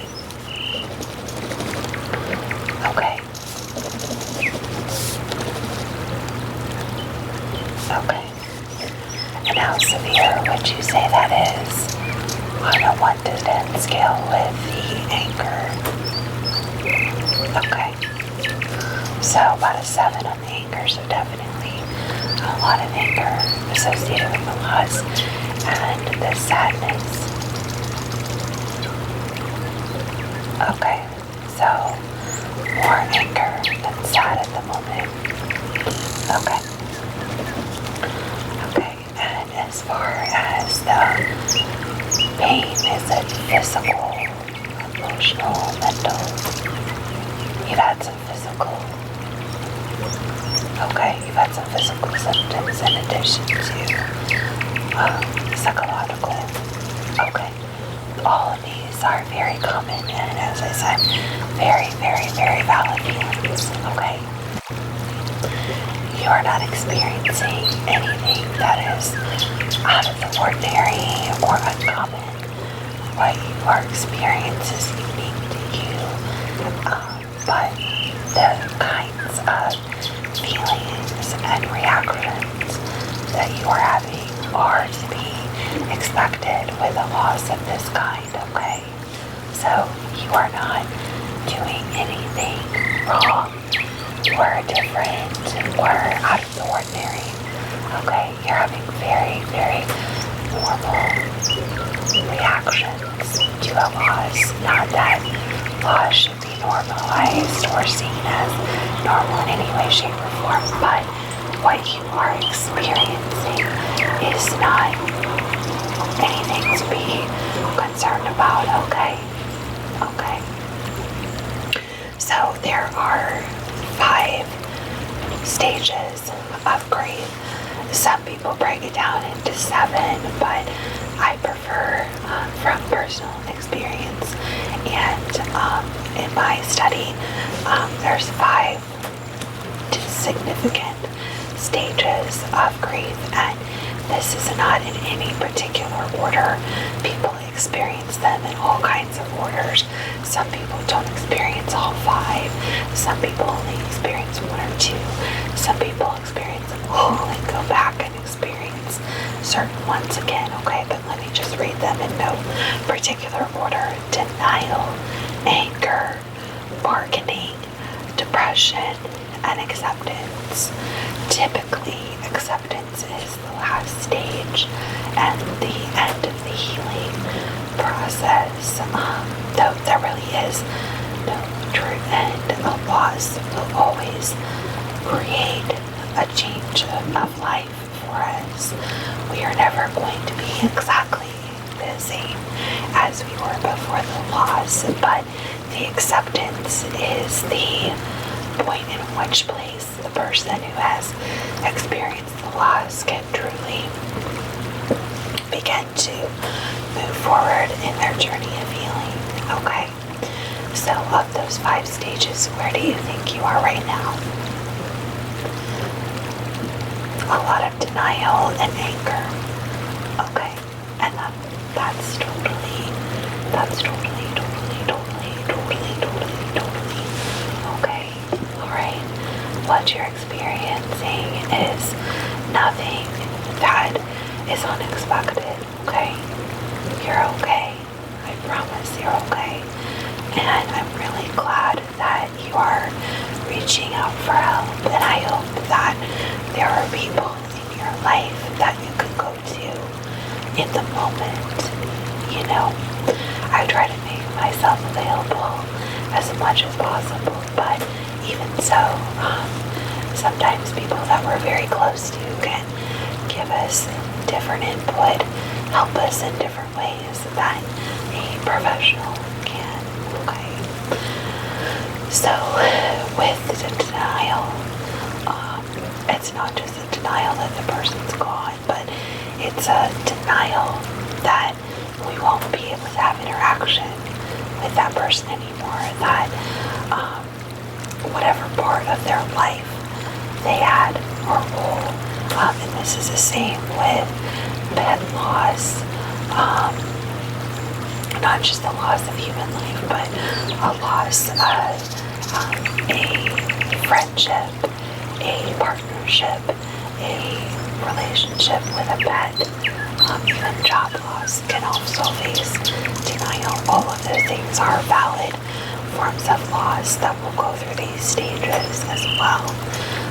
The other thing with denial is just wanting life to go back the way it was, and unfortunately that isn't going to happen, but you can go back to a lot of how life was before. However, one benefit of loss, if you want to call it a benefit, but one change that could come from loss is that it gives us a chance to kind of wipe the slate clean and start fresh.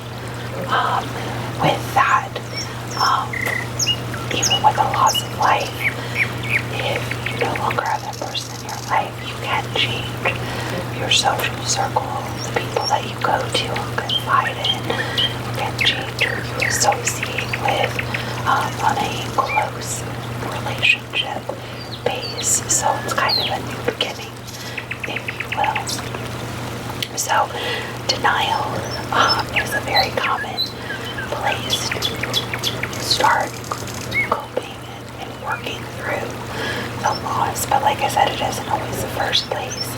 Anger, a lot of times, is due anger that the person is no longer with you, anger at the loss of employment, anger at the loss of the time that you thought you were going to have with your pet or your significant other, anger at the fact that death is a natural part of life, anger that things have to change, anger at yourself maybe for not getting to say goodbye or not doing something that you thought you should have before the death or the loss. That sounds okay. Well, I promise you, the loss that you experienced, even if you were upset with that person when they passed, they know that there was more to your relationship than that one moment. Life is not made up of just one moment. Okay, and I know sometimes it's hard to think that because maybe you think that's the last thing that I said or the last interaction that I had with that person before they passed, and that's all they're going to remember. But when we reflect on our lives as a whole. It's more than just one single moment. So if that person had a period of reflection before they passed, it's not just going to be that one single moment. I promise you that. Okay, please don't focus on that one incident. There's so much more. You know, we all have bad days and bad moments, and that's not what we take to the grave with us. We take the good with us. You know, a lot of people, there's lots of studies of people like on hospice that know that they're reaching the end of their lives, and they reflect, and very little of it is on the negative. Almost all of it is on the positive. They may mention, oh, I fought with this person, but you know, so much of our relationship was good. They may do some self-reflection that they wished they hadn't fought, but the majority of things that people remember are good. So please don't beat yourself up over that, okay? The bargaining phase. This can be in a couple of ways. Wanting to trade places with the person or pet that has passed on. Maybe it's taken up, if you're someone that has faith, maybe it's taken up with the deity that you follow, that you reach out and please let them come back and let me take their place. It can also be bargaining that if you do a certain action or certain actions, so you change a behavior, like if you have a bad habit or an addiction, that if you quit that addiction, that you would feel better. Those kinds of bargaining. For example, if you had a gambling addiction and you bargained with your deity to stop going to the casino or stop betting online in order to feel better after the loss. Some people take that approach, you know. You've had some of, okay. The feeling of wanting to trade places. Okay. Yeah, that can be very common. Sometimes, you know, but we know in our hearts that that person is gone, and even though we really like to trade places, it's not gonna happen. I know it's hard sometimes, though. I get it, I do.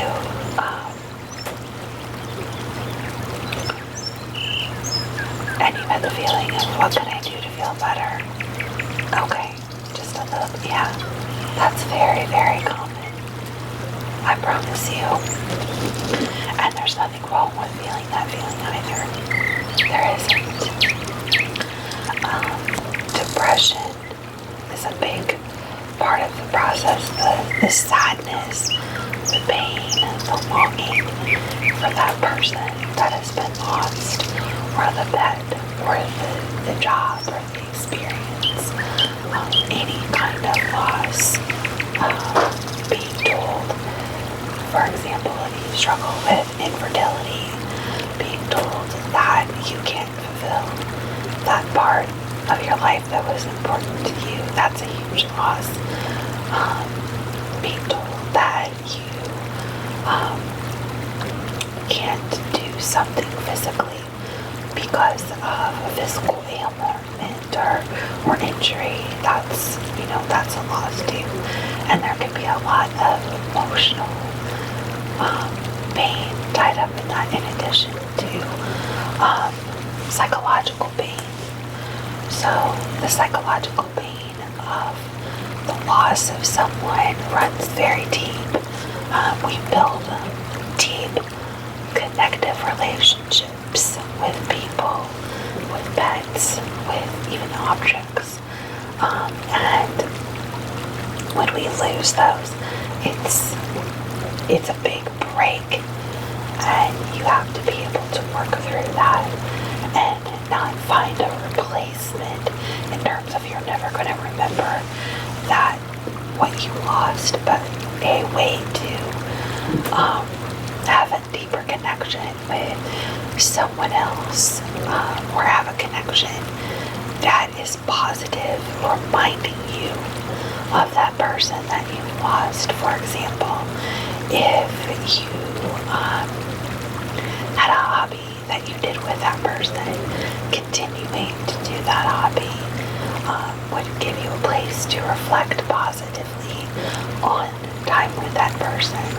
Or maybe, if they wanted to accomplish something in their life, going and, working towards that, to do it in honor of them, or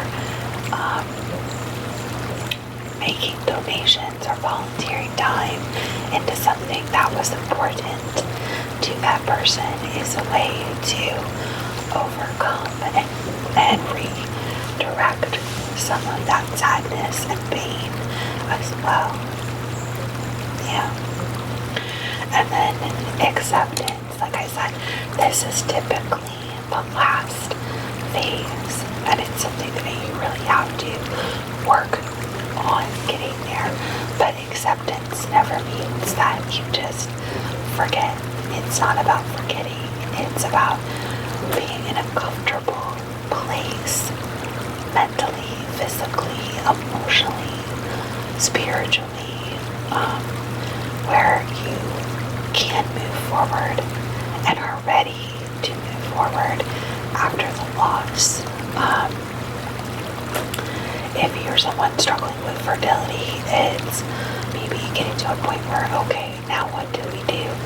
Looking at surrogate parents, looking at adoption, if it's a loss, like you're facing with death of someone, rebuilding a connection with someone else and keeping their memory alive, the person that you lost, maybe teaching the activity that you did together to someone else, or like I said, volunteering to keep their memories alive. So those acceptance, but it doesn't mean that the loss ever fully goes away. And here's the thing about grief. You may think that you're over the hard part of the loss, and a song or a TV show or something strikes a memory, and some of that pain can come back, and it can come back just as raw as when you first felt it. So don't think that this is a one and done kind of thing. We focus on loss over a period of time, and there's no set time. Some people go through one stage very quickly and can be stuck in another stage for a long time, or someone can get all the way to acceptance, but then have moments where that loss is still very raw to them, and they'll have good days and bad days. We have good days and bad days no matter what, and so the loss can just amplify those bad days sometimes. Okay, so just be prepared that this isn't a one and done kind of road. Do you have any questions about the process? Okay, so one of the first ways that I think you can start working through the loss is identify what stage you're in, which it sounds like you've kind of identified that you're going through the denial and the anger, and then taking time to work through what stage you're in. So with the denial, perhaps visiting the site where they were laid to rest, and really concreting in your mind that they are gone. Going, if you can, to help back up their home, their living space, kind of settling the those things, closing those things down that need to be closed, helping with that process. Maybe taking a memento or two if you can, to have a physical reminder of that person, or even if that's not possible, writing a letter to that person and getting rid of it by maybe cutting it up and letting it be spread through the wind. Some people like to light it on fire, obviously do so in a safe way, but just burning the letter like in a fireplace or a fire pit to let go. Other things you could do is sit down with someone and have a second celebration if you had a funeral, but having a more intimate celebration, discussion of that person's life and kind of having some closure that way. Sometimes that's helpful, especially if the loss was very sudden. In terms of the anger, again, journaling, writing, finding a physical outlet for that anger. So exercising,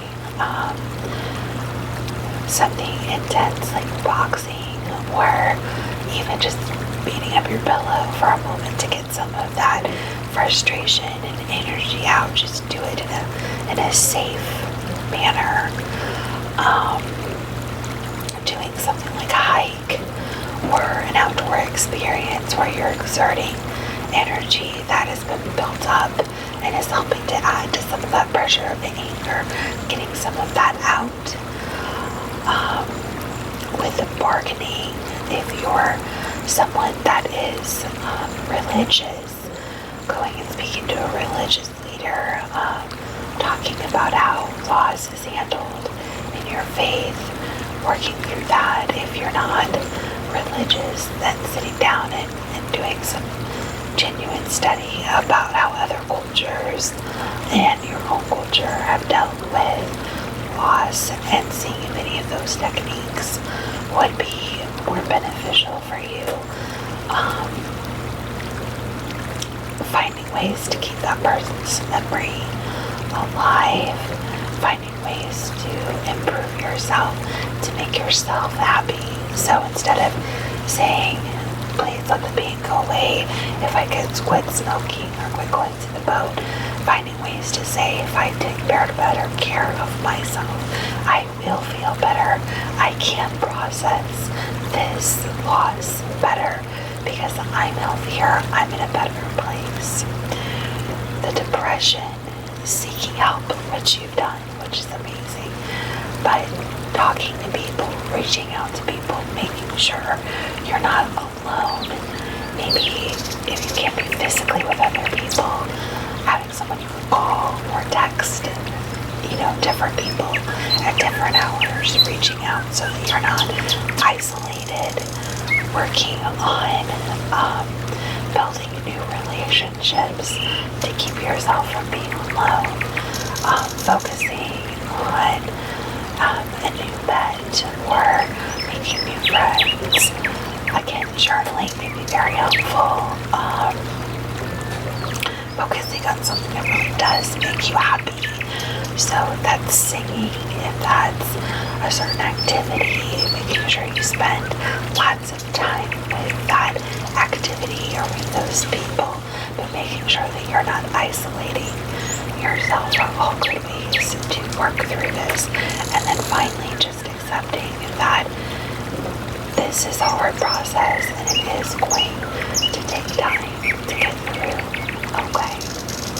This is just one step on this journey, but I'm really, really, really, really proud of you for reaching out to me today.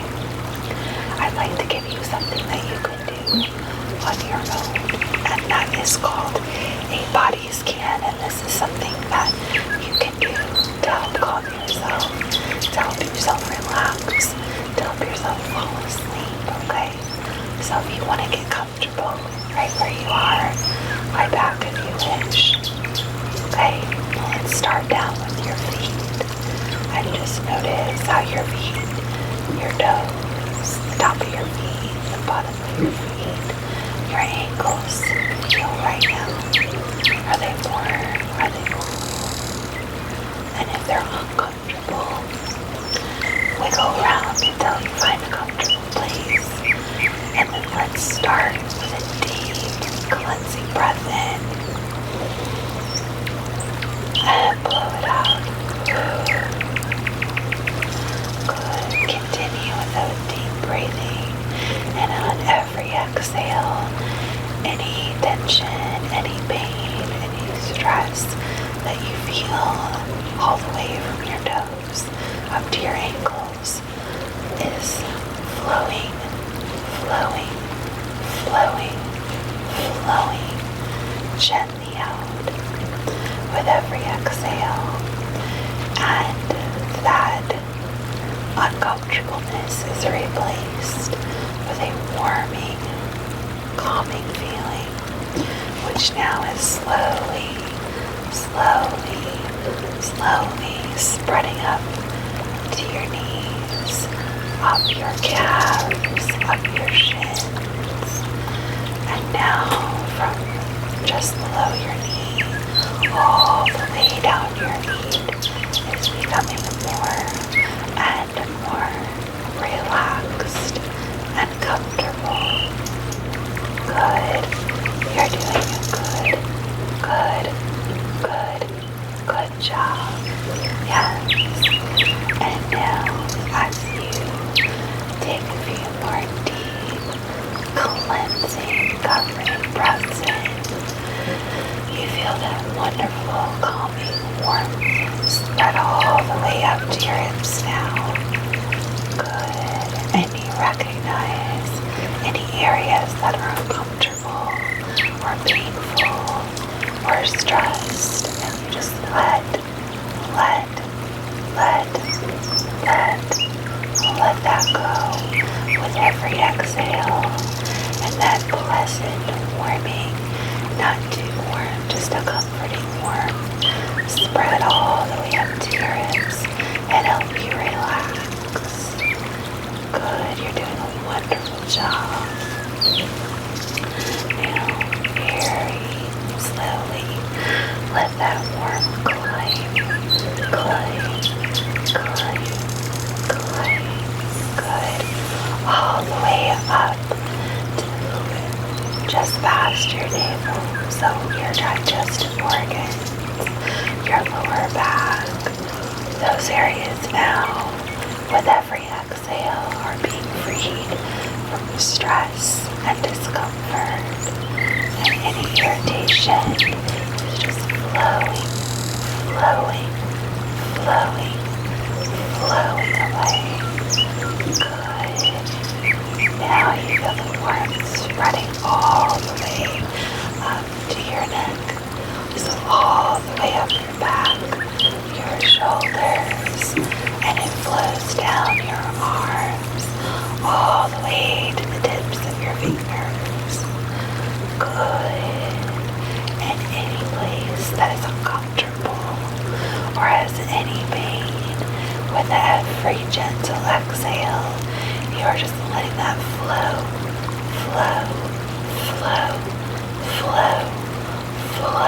away from you. And you find yourself very calm and very much at peace. And now, all the way up to the very top of your head, that warmth spreads, and your body is completely relaxed, and any last little bit of tension,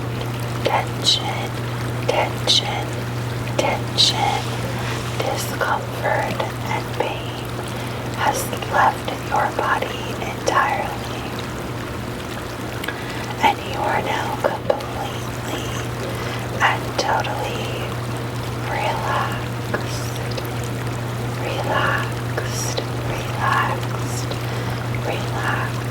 and you know that you are safe and protected and able to sleep